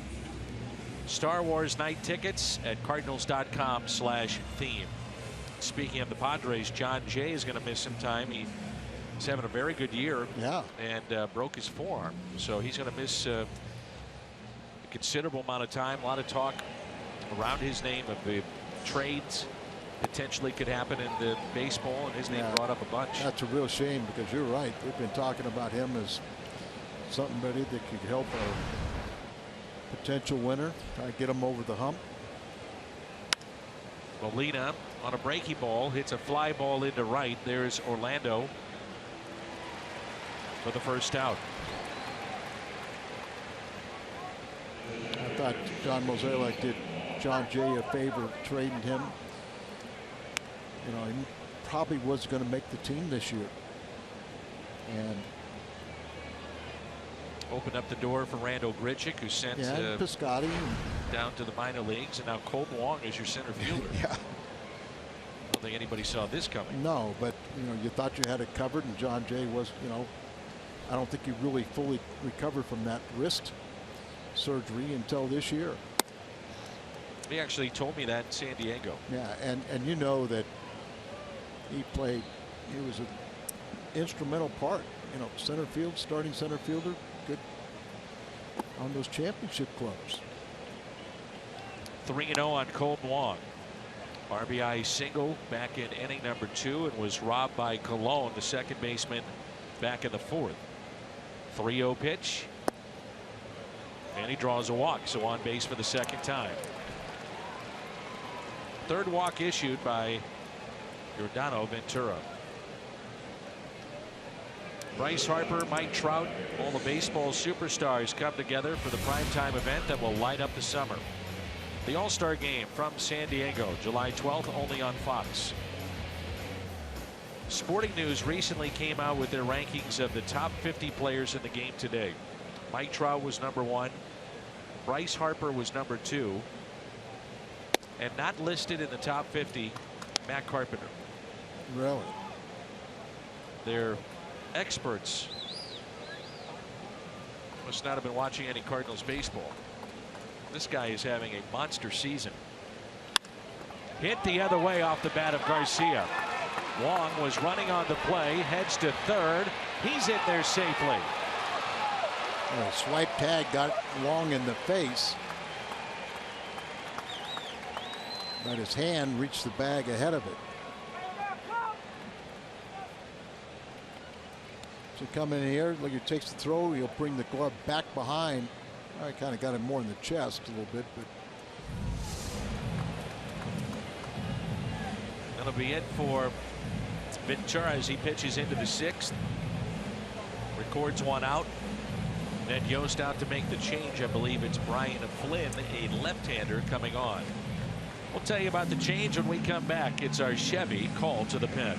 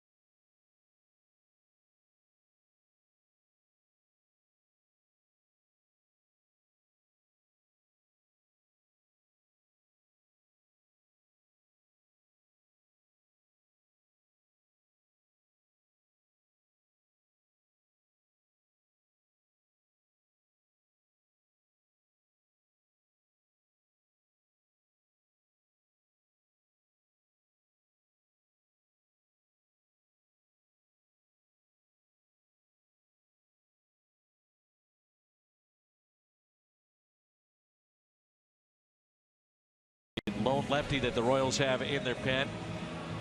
This will be his 8th appearance. The Royals carry 8 relievers, 7 righties. Back in inning number 5, a home run for Carpenter. Number 14, and he has driven in 48 this year. His 42nd extra base hit, and he's all alone at the top of that list in the National League. Kubota power stats, the fewest at-bats per home run, and the Cardinals atop that list just ahead of Colorado. The corners are in, runners at first and third. Flynn was acquired from the Miami Marlins in exchange for Aaron Crow, who was an outstanding pitcher not too far away from here at the University of Missouri. Right. They carry one left-hander, but they don't use him like a specialist. He pitched 5 innings on Friday night. And remember, Friday and Saturday, they had 2 starters go a total of 3+ innings. So they really had to tax their bullpen. The last 2 days, they had 7 and 6 innings, or 7 and 8 innings. Kennedy and Duffy from their starters, so that bullpen is fresh. Flynn pitched collegiately at Wichita State University under the Missouri Valley Conference, their home office based in St. Louis, led by the one and only Doug Elgin, one of the real good guys in collegiate athletics. And on Friday night, which he pitched 5 innings, only allowed 2 hits, but one of them was a home run by Kobe Rasmus. That was just the 2nd hit that Flynn is allowed to a left-handed batter this year. He's held lefties to a 125 average, 2 for 16. Wichita State, one of the best baseball players to come from there, Joe Carter. Gene Stevenson was the coach there. And Carpenter again drives it into right field. This ball is down. 2 hops off the wall. 1 run will score. Garcia is held up at third, and Matt Carpenter trots into second base with his 24th double of the year. His 2nd RBI tonight. He's up to 49, and the Cardinals are up to a 6-2 lead. Oh, Dan, when you talk about Carpenter not being on that top 50, it was really surprising. He's having a great season this year, but this isn't the first season. He's been doing this year after year since he's gotten playing time. And down the way, but hooks it down into the right field corner for an extra base hit. They kind of botched the relay. If Maloney would have known they were going to miss the initial relay, he would have said Diaz could score. And a ground ball off the glove of Hosmer. A run will score. Carpenter advancing to third. Garcia was off with contact even with the infield in. It's an error on Hosmer, his 5th of the season, and it's now a 7-2 St. Louis lead. Well, Hosmer's a Gold Glove winner also, but he took his eye off the ball. He was looking to see the runner where he was at and just assumed that ball was going to end up in his glove. But he missed it, so Garcia scores easily. The Cardinals pad their lead. It's now 7-2, and Hosmer can't believe it.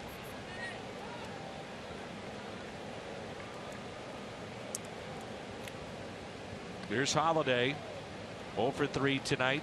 All 3 have been groundouts. Runners at first and third. The Cardinals with 8 hits tonight and a 7-2 lead. Holiday hits it sharply to second, off the glove of Colon to first, and not in time. So a potential inning-ending double play turns out to be a run for the Cardinals, and it's now an 8-2 St. Louis lead. I took a bad hop on Colon, the second baseman. Ball got right at him and jumped up into his chest. But stayed with it. Ball hit extremely hard. Look at, see a bad hop there. Comes up, still flips to his shortstop covering, but that was just the difference, giving Holiday the time to get by the first base bag.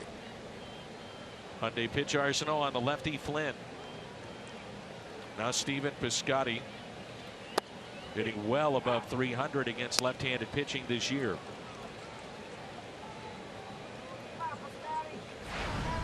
One of the few Cardinals, other than left-handed bats like Garcia,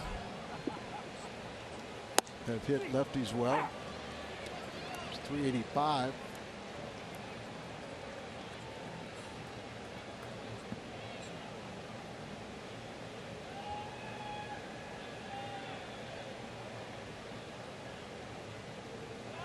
And a check on Holiday, who isn't going anywhere.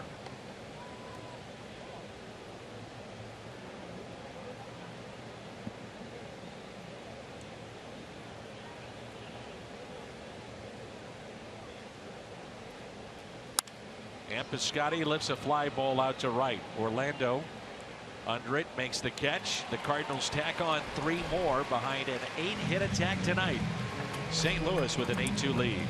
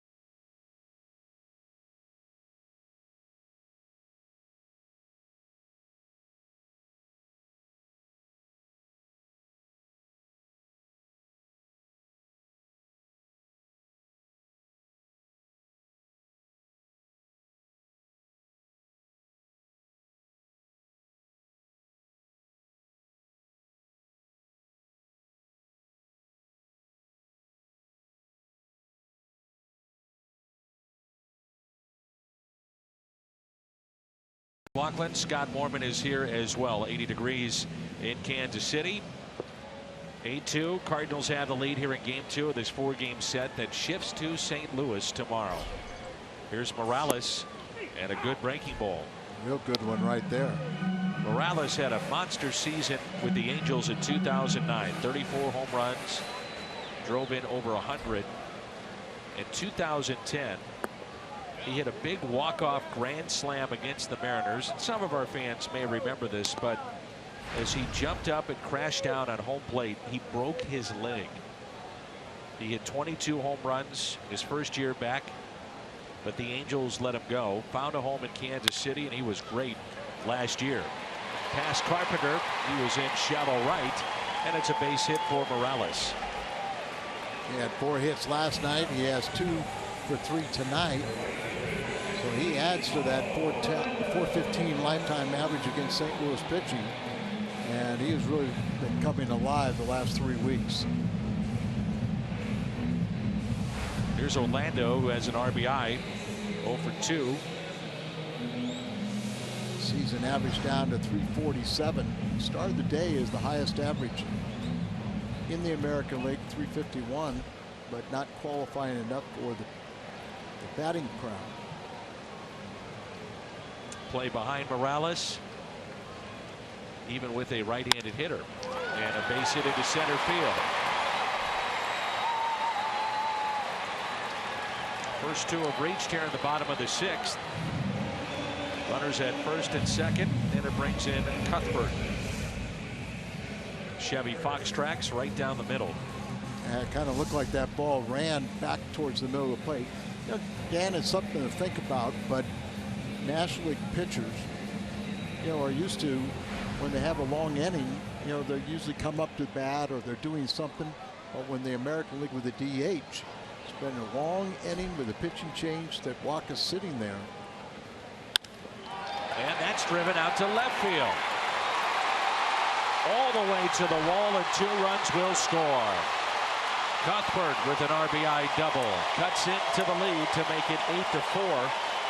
They score those 2 runs quickly here in the 6th. Well, that's what I was saying, that it just all of a sudden comes out here, and in the matter of just a handful of pitches, he's given up 3 straight base hits. You know, you're just kind of sitting there for a long time. You're not making the location. Ball gets by Holiday there, and they can fly around the bases. Moss tried to cut it off and was just short in getting to that baseball that went eventually to the wall. The Cardinals now with a right-hander throwing in the pen. Man at second, and it brings in Christian Colon, who has an RBI single back in inning number 2. Jonathan Broxton is throwing. It was also flied out to right.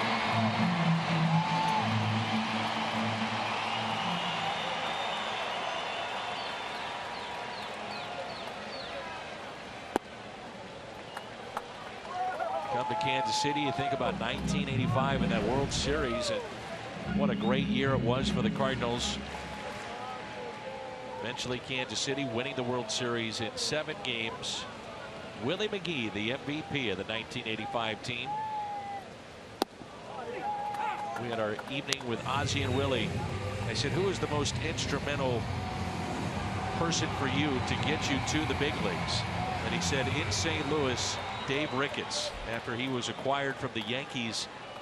And we all know that Willie took some wild swings, wild at bats, looked foolish at times. Then all of a sudden he knocked one out of the park.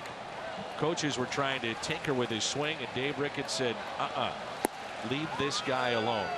And Willie said, if not for Dave Ricketts, I may not have made it to the big leagues. Well, Dave was just such a great guy. I knew him very, very well because he was the bullpen coach, you know, during my era with St. Louis, and just had a special knack of communication. You know, knew the right touch, right things to say to guys when they needed a little lift. Good pitch. Held on to by Molina. Strikeout of Colon. Yadier Molina, who does a good job here catching the foul tip, he'll tell you that's Dave Ricketts. Made a difference and made him and somebody that he looks up to, almost like another father to him.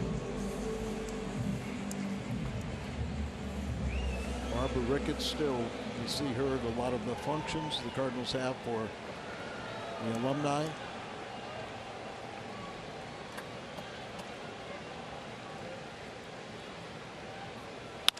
And a ground ball that's hit to second.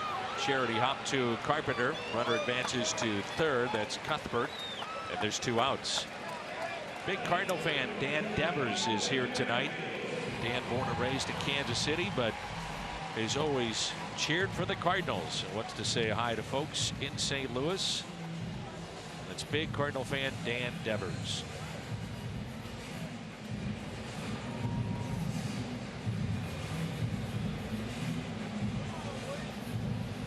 Here's Butera after the strikeout, or rather the strikeout and ground out. Now Merrifield, top of the lineup. Slicing down the right field line and out of play.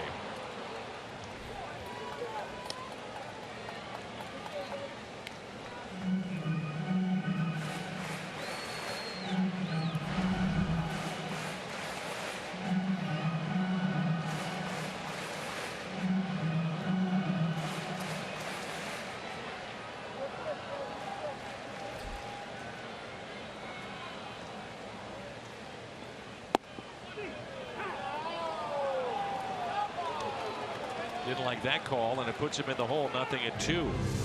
See if this one's outside. Well, it's just a pitcher's pitch right on the block there.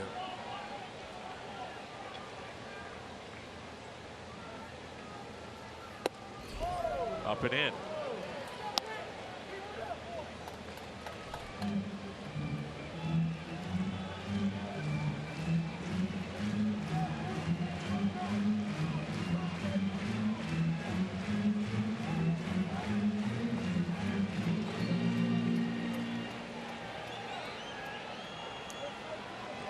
On the black, because there's actually the white plate with a border of black around it, and I've had certain umpires will polish off that black and said, that's part of the strike zone. Others cover it up.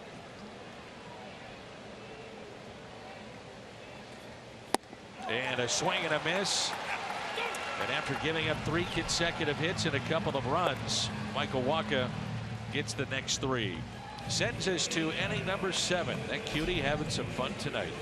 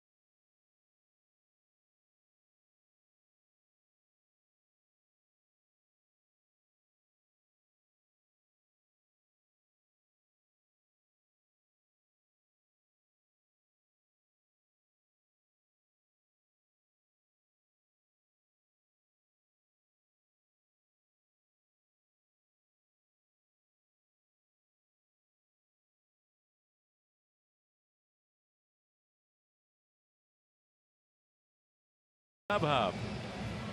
Best seat for your dollar. Get the StubHub app today. Looks like that could be it for Michael Wacha. 99 pitches tonight, 6 innings, 9 hits. Gave up 4 runs. 3 of those were earned. It's an 8-4 St. Louis lead. Here's Matt Adams. And the first pitch is a strike. The Gateway Honda home run inning. Cardinals hit a home run. The Gateway Honda dealers donate $1,000 to the Make-A-Wish Foundation.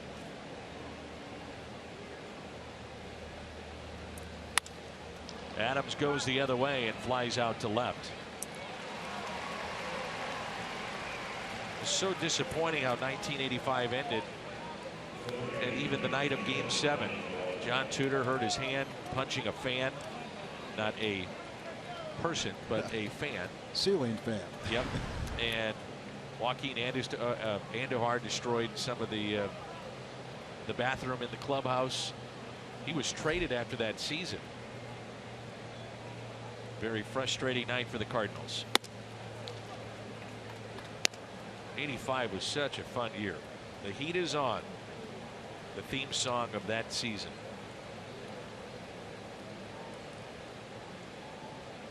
.1-0 pitch to Peralta. We were hopeful last season we'd have a rematch of the I-70 series. Cardinals fell a little short, but the Royals picked up their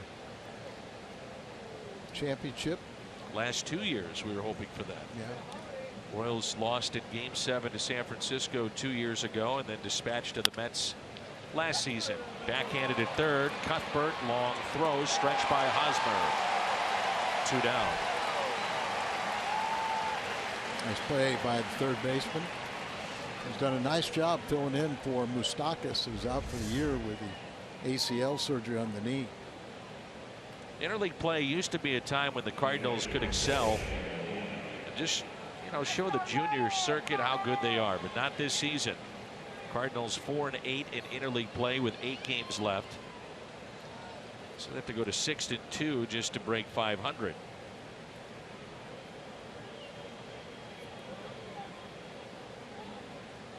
Here's Molina with 2 outs.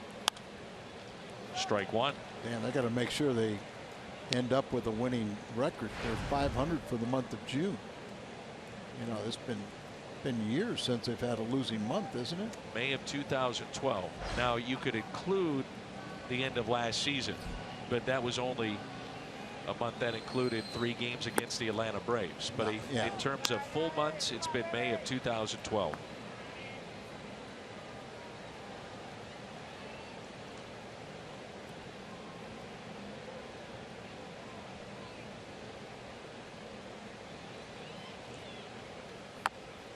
Little check swing, and that rolls foul. Well, Michael Wacha is getting better and better and better. Last 3 starts coming into play tonight, only 5 runs allowed. Tonight he'll go 6 innings, give up 4 runs. That was after that really rough stretch of 6 games.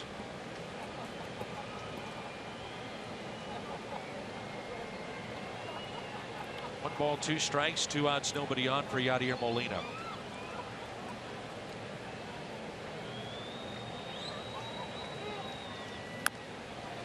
Kind of look at it, Dan. I know he struggled a little bit in September last year, but really the first time Michael Wacha in his professional career had struggled at any level. And that's why sometimes you like to see somebody have adversity in the minor leagues and learn how to get out of it. So when it does happen up here, because it happens to everybody, you know, then they kind of find their way or fought their way out of it and know how to do it. We mentioned that the starters don't go very deep for the Kansas City Royals. Fewest innings in all of baseball. The Kansas City bullpen, the 4th most innings. The Cardinals, conversely, have the 3rd fewest innings out of their bullpen. Starters have been going deeper as Molina again trying to go to right. Hosmer beats him to the bag. Jonathan Broxton is set to go for the bottom of the 7th when we come back.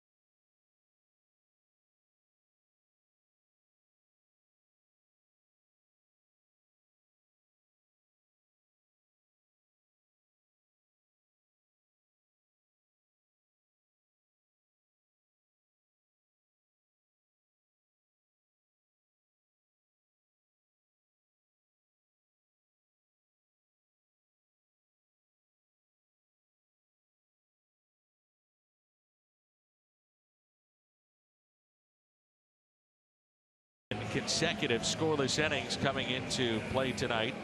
It's our Chevy Colt to the pen. Former closer with 118 career saves, so looks like he's got the 7th. Segras would have the 8th potentially. Seung-Hwan Oh would have the 9th. We'll see how it all plays out. And Broxton's had a good month. You know, he has not allowed a run this month, so we want to keep that intact.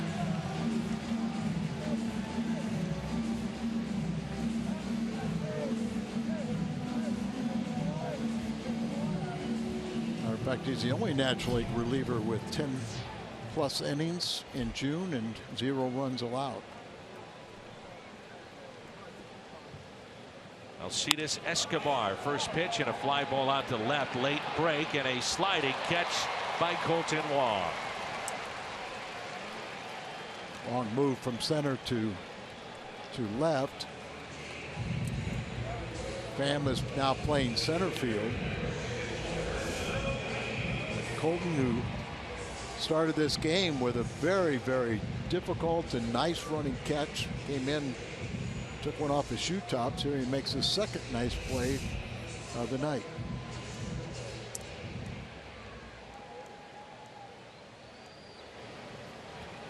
Here's Lorenzo Cain. Single to left, and he's 1 for 3. First pitch, a strike.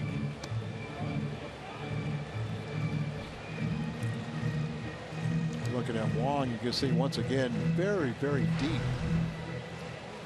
And I'm sure part of that is by instruction. Relatively new to the outfield. Cardinals have dropped 8 of 12 coming into play tonight. This ends a rough stretch. 21 of 29 away from home. So you get a look at the Hyundai pitch arsenal.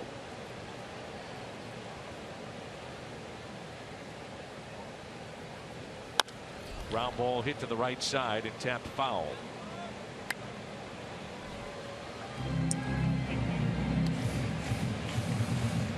Haas gone from left field to first base.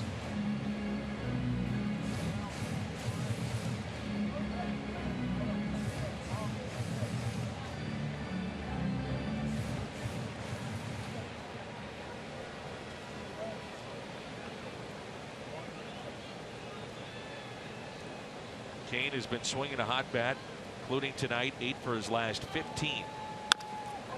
Puts it in play. There's Garcia to his left.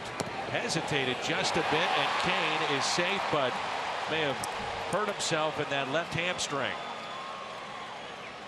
Oh boy, that could be very, very costly to the Kansas City Royals. Yeah, no doubt. Ned Yost making a slow walk out there. Doesn't want to see any of his players hurt, but let alone one of his real leaders in the ball club. He finished third in the American League MVP balloting a year ago. And they're going to ask for a challenge here, Mike Matheny. You can see that Garcia double clutched. I'm not sure if he just wasn't to the bag yet. I think that was it. He looks out to me. There he looks out. You know, in real time, I thought he was safe, but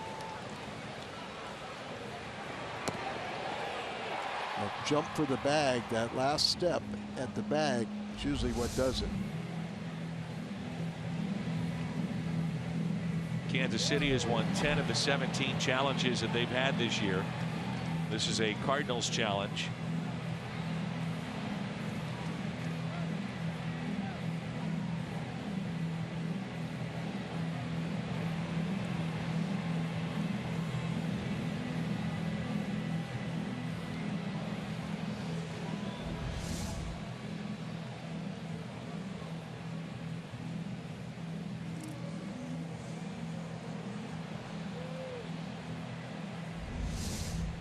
Bang play, but from the replay, it looks like, in my mind, he was out.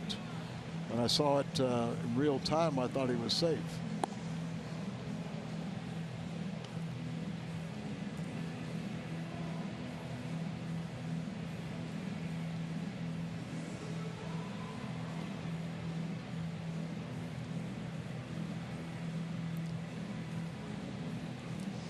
Cardinals road trip began in Chicago with a sweep over the Cubs.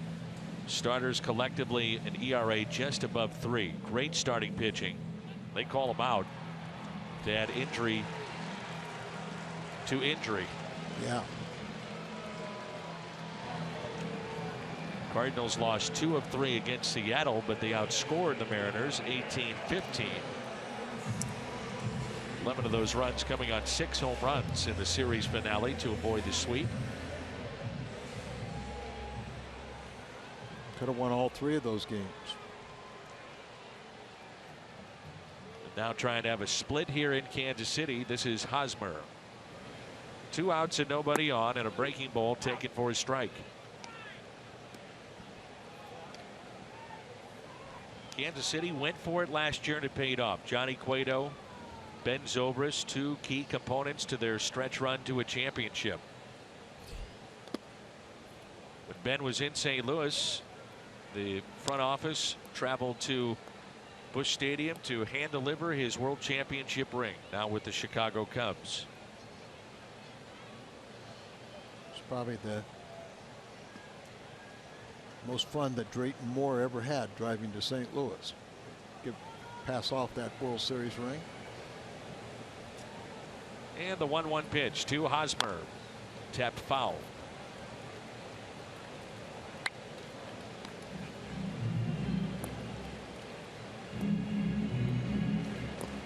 A lot of off-speed pitches being used here by Jonathan Broxton in the bottom of the 7th. You think of Broxton, you think he's going to throw a lot of fastballs, so up there and took some off that pitch too. Broxton has been sharp. Colton Wong, the first play at the bottom of the 7th, broke back, had to come in and makes a sliding catch in left field. Cardinals on top. We head to the 8th.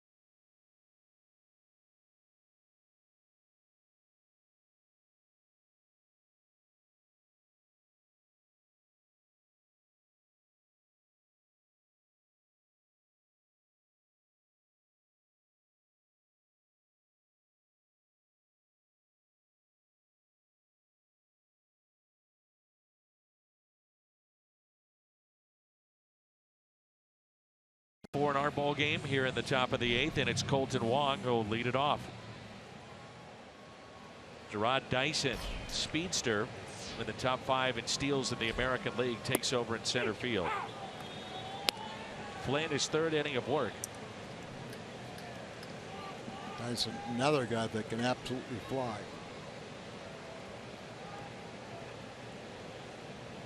A 1 pitch is pulled foul. Gerard Dyson scored the eventual clinching run in the World Series last year for Kansas City. It was Christian Colon who drove him in. Colon had not appeared in a game in 4 weeks. That was his only at bat in the World Series. First time in the history of baseball to have your first at bat ever in World Series play deliver the series clinching run.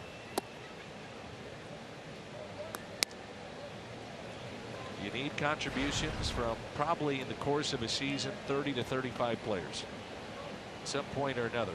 Everybody on your roster is going to contribute at some time if you're going to win. 1-2 the count on Colton Wong, who started in center field tonight. He's shifted to left. He's made a couple of really good plays defensively as an RBI base hit. He was robbed his 2nd time up and walked and scored in the 6th.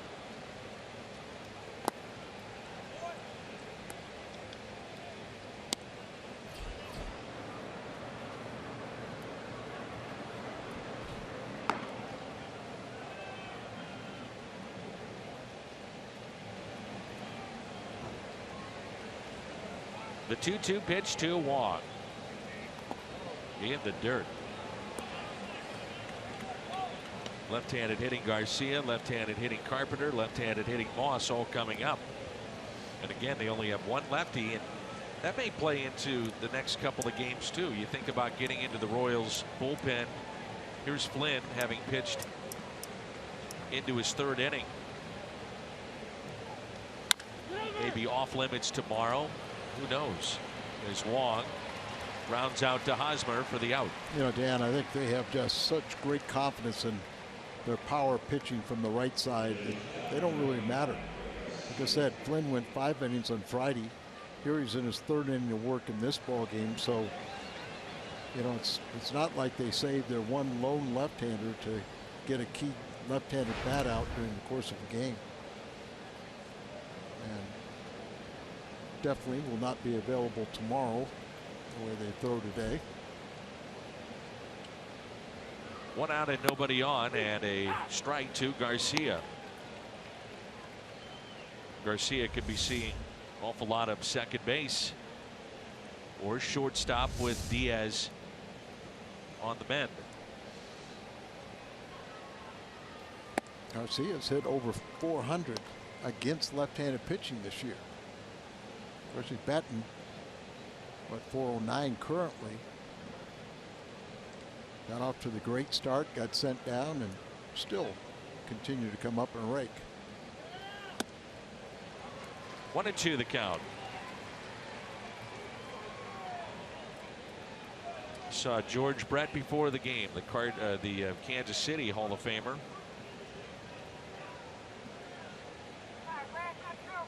Tim McClellan behind home plate, ejected against the Yankees. Pine tar game. The Pine Tar game.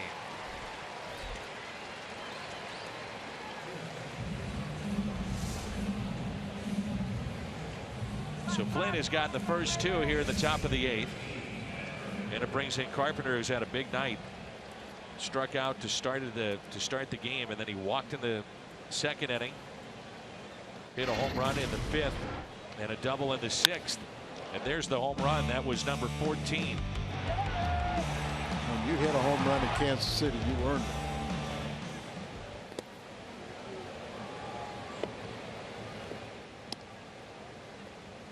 Was talking with a scout before the game today about lefty-lefty matchups and how they're so prevalent in the game. And he said every team should watch video of Matt Carpenter and how he approaches a lefty. Doesn't always work, but front shoulder stays in, can spray the ball, and the command of the strike zone. He mentioned that being the #1 thing with him. Well, he's not afraid to hit with 2 strikes, you know, and he go up there and has that ability to foul off tough pitches when he's behind the count. He knows the strike zone very well, sometimes better than the umpire. Cleveland wins again tonight. Their 11th straight. 11-game winning streak is their longest since 1982 as they beat the Braves 5-3. Cardinals hold on. They would send Kansas City to 6 games back. In the National League right now, 4 teams: Miami, Los Angeles, New York, St. Louis, all are within a game and a half of the top spot in the wild card. Now, we haven't even started playing good baseball at home yet. 3-1 pitch to Carpenter. Draws a walk. American League right now, 10 teams. 10 at the start of play, all within 2.5 games of the 2 wild card berths.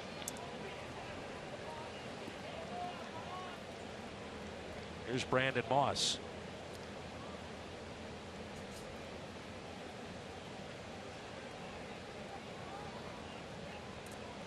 Moss has hit a home run every 9 at bats in June. Second best rate in the National League. Popped up on the infield. And the Cardinals strand a runner here in the top of the 8th, and they lead it 8-4 here at Kauffman Stadium.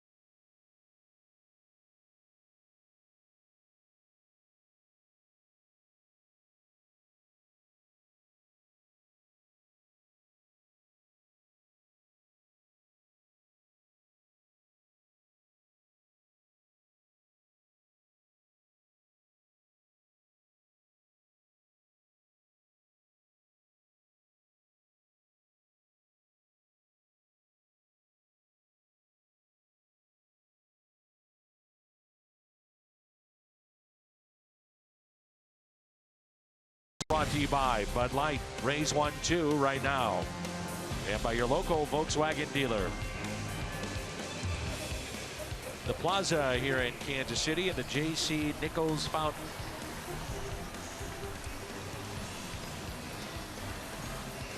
A lot of Cardinal fans walking around the Plaza last couple of days. Our Chevy Cole to the pin is Kevin Segrist, so he's got the 8th inning.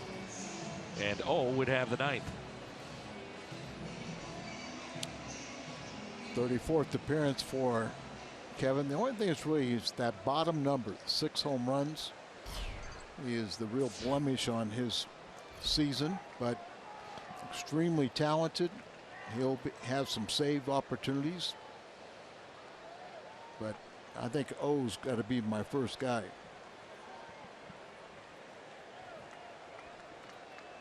Kendrys Morales. First man here in the bottom of the 8th. And he looks at a strike. There's 2 players on both sides that the fan bases are concerned about. One would be Lorenzo Cain for Kansas City. Looked to pop a hamstring, and then Aledmys Diaz on a foul ball hit, just sitting in the dugout. And I have not seen him looking down there periodically come back from the clubhouse to the Cardinals dugout. Hopefully he's all right. Seemed to catch him in his side, not the face area or the neck. We'll find out on the postgame show. The 0-2 to Morales. Breaking ball and a beauty. It's becoming more of a weapon here for Kevin Segrist as this season goes on. Plaza Tire Service replay. You see that good breaking ball, like you said, he worked so hard on spring training to get lefties out. But I think sometimes that they've used it so much against righties, he's kind of lost his touch on his very good changeup, which he was able to get righties out consistently.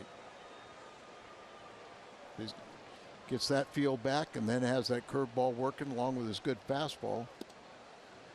That's 3 exceptional pitches coming out of the bullpen. Makes it tough for hitters. There's Orlando. Segrist in relief of Jonathan Broxton, the former Royal.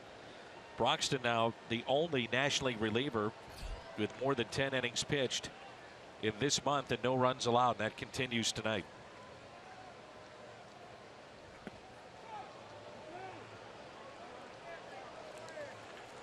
Two balls, no strikes on Orlando. Picked up an RBI in inning number 2. Fly to right with the bases loaded. And also singled and scored in the 6th. That 3rd inning was a dangerous one for Michael Wacha. 3 consecutive hits. And with the bases loaded, only 1 out, did not give up a run. How about Orlando? He's from Brazil. You don't hear many baseball players from there. Very good athlete. He's got phenomenal speed.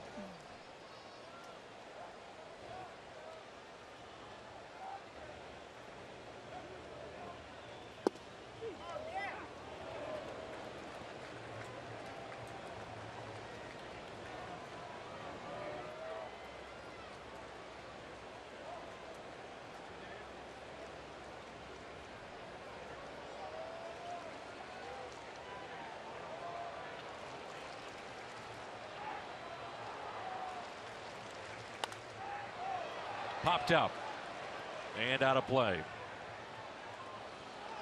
Kevin trying to come back from that 3-0 count.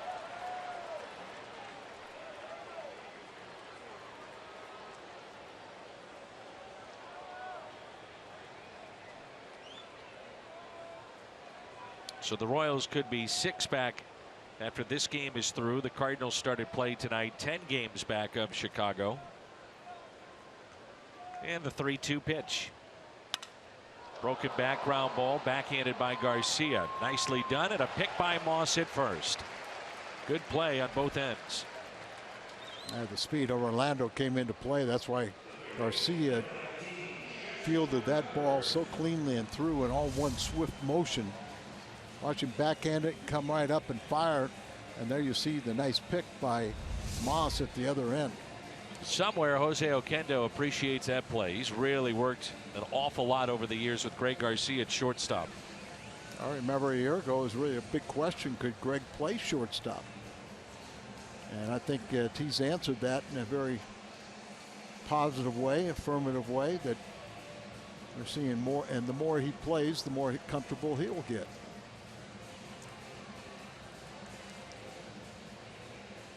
So 2 outs, nobody on. Chesler Cuthbert.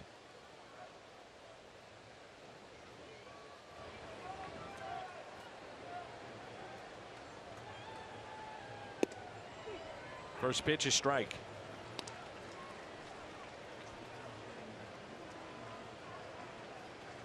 He's a 23-year-old rookie from Nicaragua.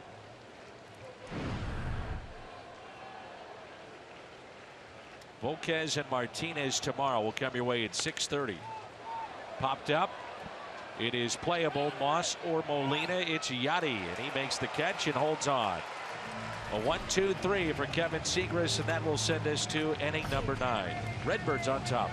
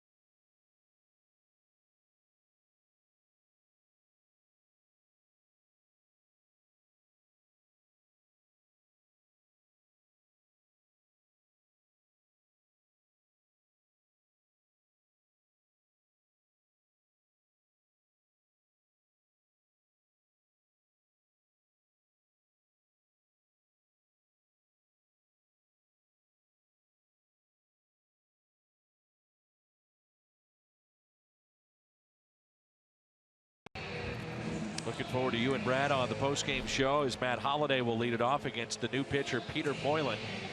This is our Chevy call to the pin.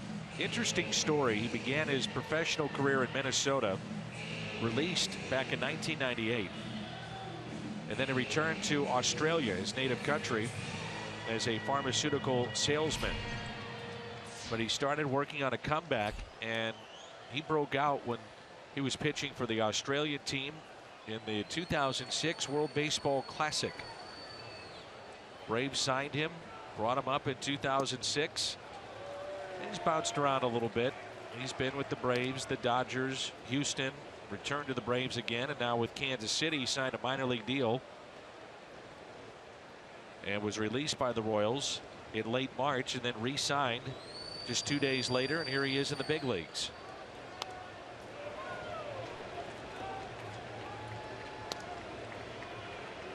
Funny how the season will go along and numbers game get you one time and it'll work in your advantage another time.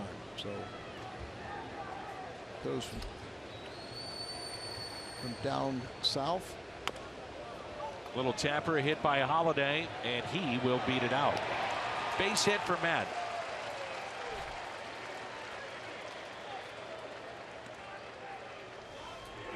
This copyrighted telecast is presented by the authority of the Cardinals. It may not be reproduced or retransmitted in any form And the accounts and descriptions of this game may not be disseminated without the express written consent of the St. Louis Cardinals. Great shot right there. Many thanks to the men and women of our crew here in Kansas City, and some of them will find their way to the Gateway City and help us out the 6 months of the baseball season. They do a great job, and we appreciate their hard work. Up the middle, Moylan has it. Look what I found. It's a double play.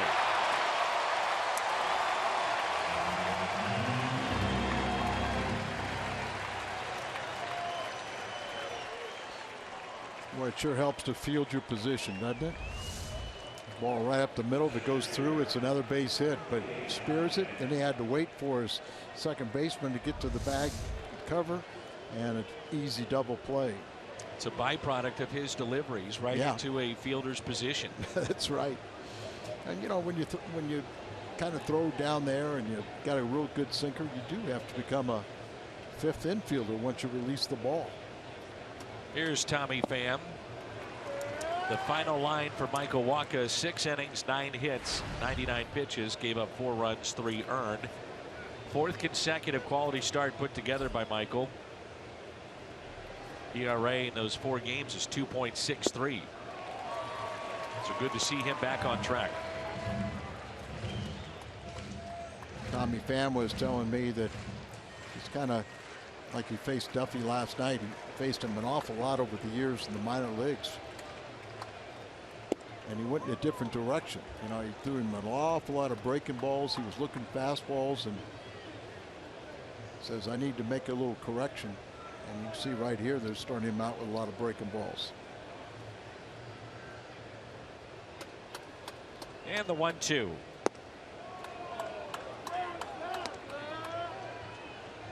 In the minor leagues, you know, pitchers don't really have that command where they can throw breaking balls behind the count or get ahead of it with it. Up here, they're going to be able to execute in the strike zone a lot more. 2-2 pitch to Pham on its way. Jonathan Broxton in relief of Wacha extends his consecutive scoreless streak to 12 innings. 6th longest streak right now currently in Major League Baseball. 3-2 pitch, and he walked him. AT&T high-speed replay, and we highlight the Cardinals center fielder, at least at the start of the game, Cole Long. What a play here. Terrific catch in center, sliding catch in left, had a base hit and an RBI, walked it, scored a run, and took a glove to the face. Been a busy night for him. It's a karate chop.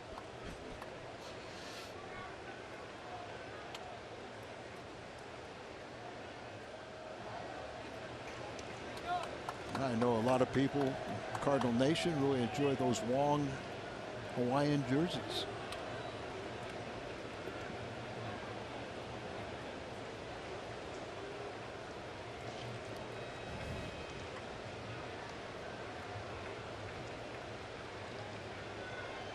First pitch to Peralta. I think Scott Warman was situated right where that ground ball arrived in the camera well, and looks like Scott was on the floor.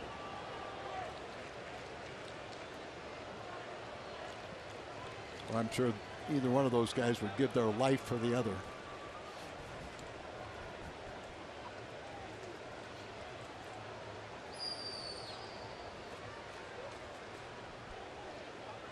The 0-1.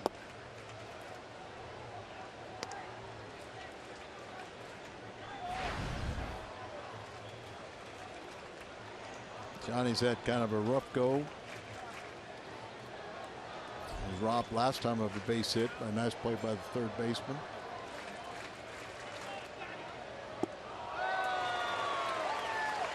One ball, 2 strikes. He's 0 for his last 17 and just 3 for 27 on the road trip. He missed 57 games, but since he's been activated, playing just about every day.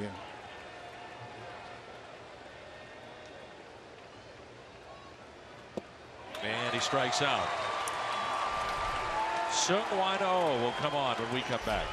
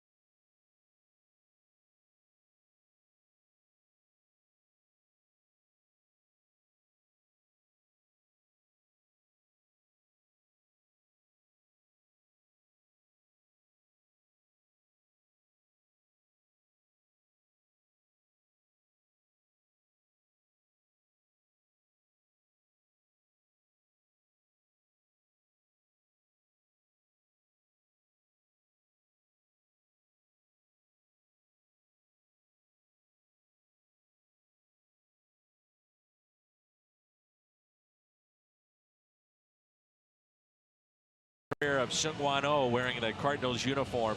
51 strikeouts in 38 innings of work and a 1.66 ERA. And right now you'd have to assume he is the closer for the Cardinals. It's a 4-run lead tonight, but save situations, he would be the guy. I totally agree with you. Now there may be some situations where, because of a left-hander coming up, the Seagrass will get that, or Broxton, because Seagrass and O have been used. But I kind of think Mike Matheny's in the back of it, he's going to go with this guy. He's got plenty of experience, 357 saves between Korea and Japan.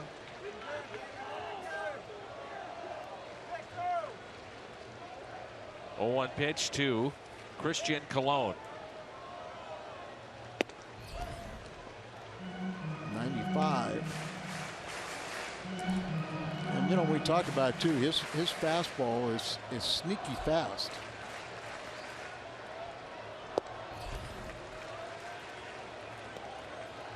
A little amped up right now or something, but one thing, he usually has very good control.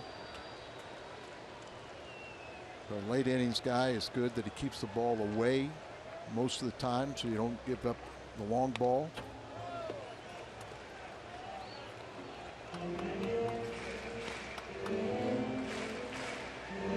When the Cardinals signed him, and you start seeing his numbers, what he did in Korea and Japan, you start saying, boy, you're really intrigued. Then we saw in spring training how he really did get people out. People didn't have good swings against him. And he kind of changes speeds a little bit, does this, does that, but short arms the ball so where he's sneaky fast. 3-2 pitch to Colon, and it's a leadoff walk.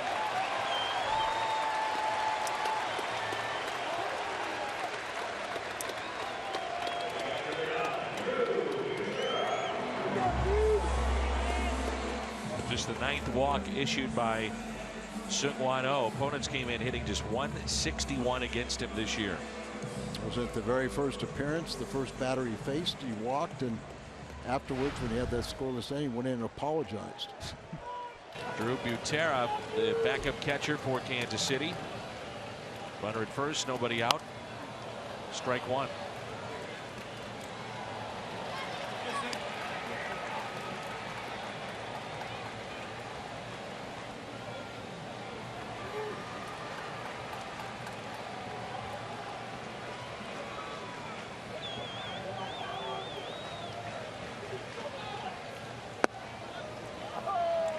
even in that first at bat, that pitch right there, when he misses, normally it's not by much. Yeah, and I mean, really there, he just thread the needle.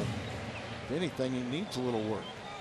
Friday threw 12 pitches, get out of the 8th inning, and Rosenthal blew that game. And that was the final game, the final straw for Rosenthal being the closer for now. Pitch right there was nasty. Just about the bottom fell out of it.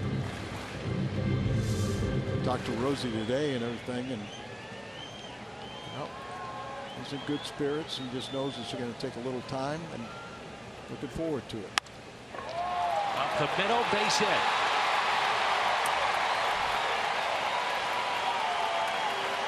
Butera is aboard. The first two have reached.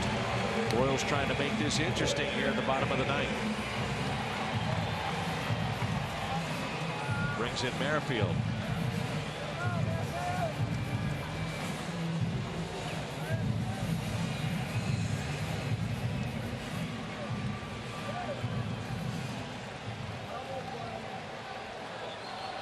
Time for the strikeout or the double play ball. The O's struck out more batters than any National League reliever. Good pitch in on his hands, and that's strike one. So the first two have reached against Seung-Hwan with a walk and a base hit. The top of the lineup here, 2 on and nobody out.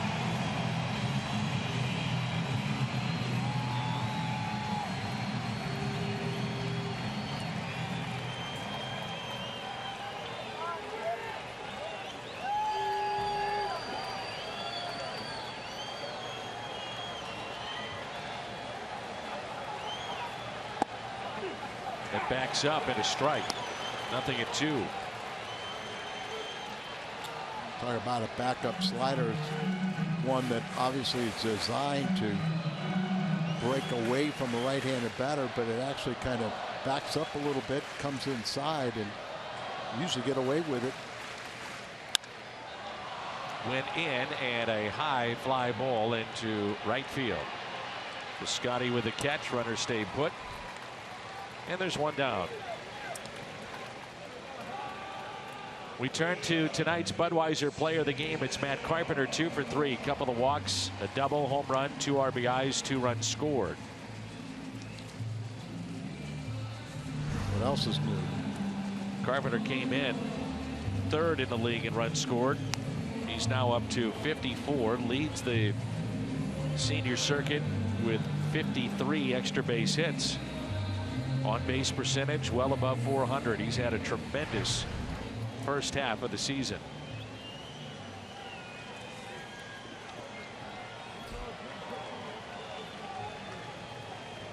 Here's Alcides Escobar. Strike 1 with Gerard Dyson on deck.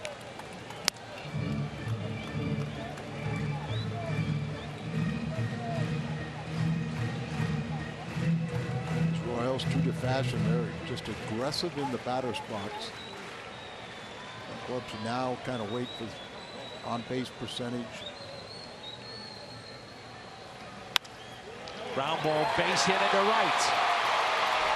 Hold the runner at 3rd, and the bases will be loaded for Dyson.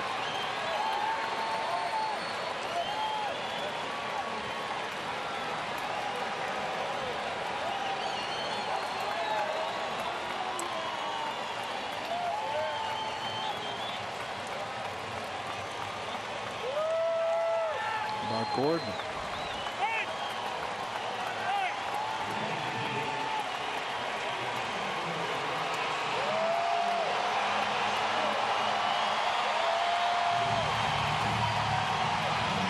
Alex Gordon is really the face of this franchise.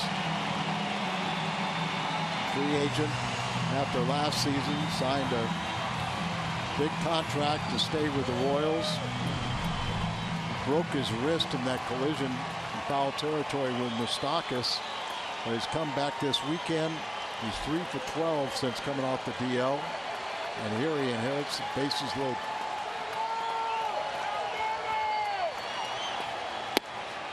So the tying run is at the plate. 1 out. Bases loaded.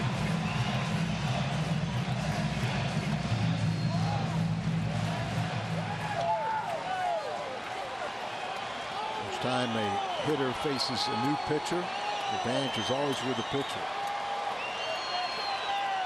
The 1-0 pitch to Gordon. And Gordon has been a Cardinals killer in his career. .345 average, 10 home runs, 27 RBIs. Very good in this spot, hitting .346 with runners in scoring position.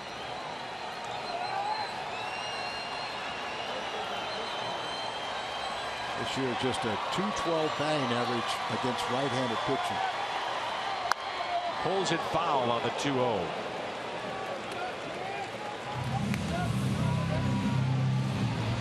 Gordon was the #2 overall pick by Kansas City in 2005 and a major step in the right direction in the rebuilding process of the Kansas City Royals. He took him a while to kind of get going out here at the major league level. It wasn't until they moved him to left field before he became the star player. The 2-1 pitch to Alex Gordon. Make it 2-2.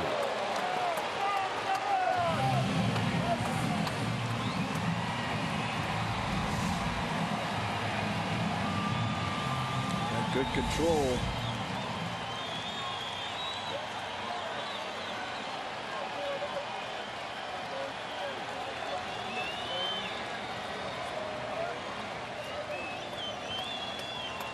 The 2-2. Gordon pops it up. Peralta, foul territory, and he's got it for out #2. Left-handed batters won't bat him. Only 162 against O, and he got the second big out right there.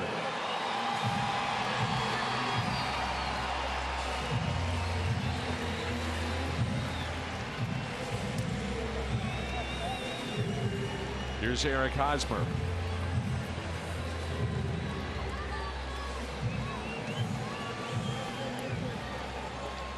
$12 home runs this year, none though in his last 15 games.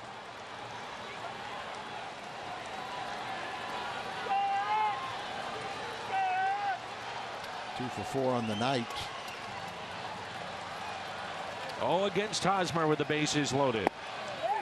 There's strike 1.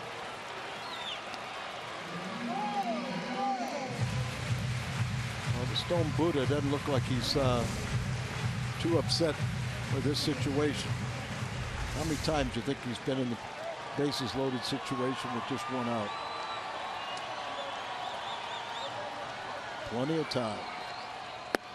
1 ball, 1 strike.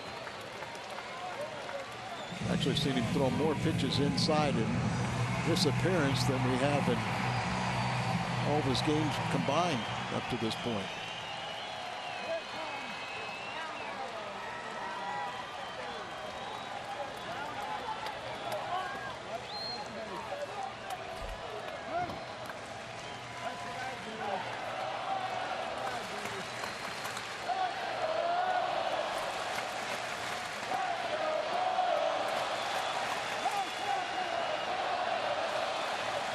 I think it was called by Yachty.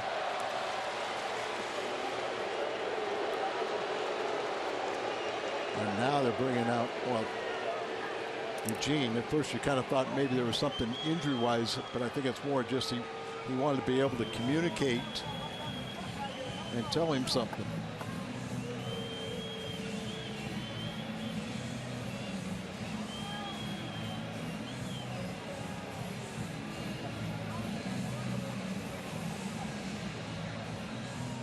Notice how much respect that Mike Matheny gives to Yachty in those situations where he just lets Yachty handle those conversations.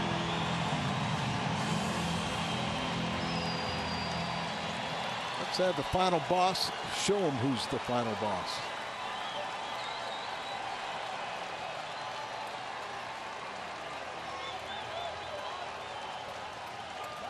The 1-1.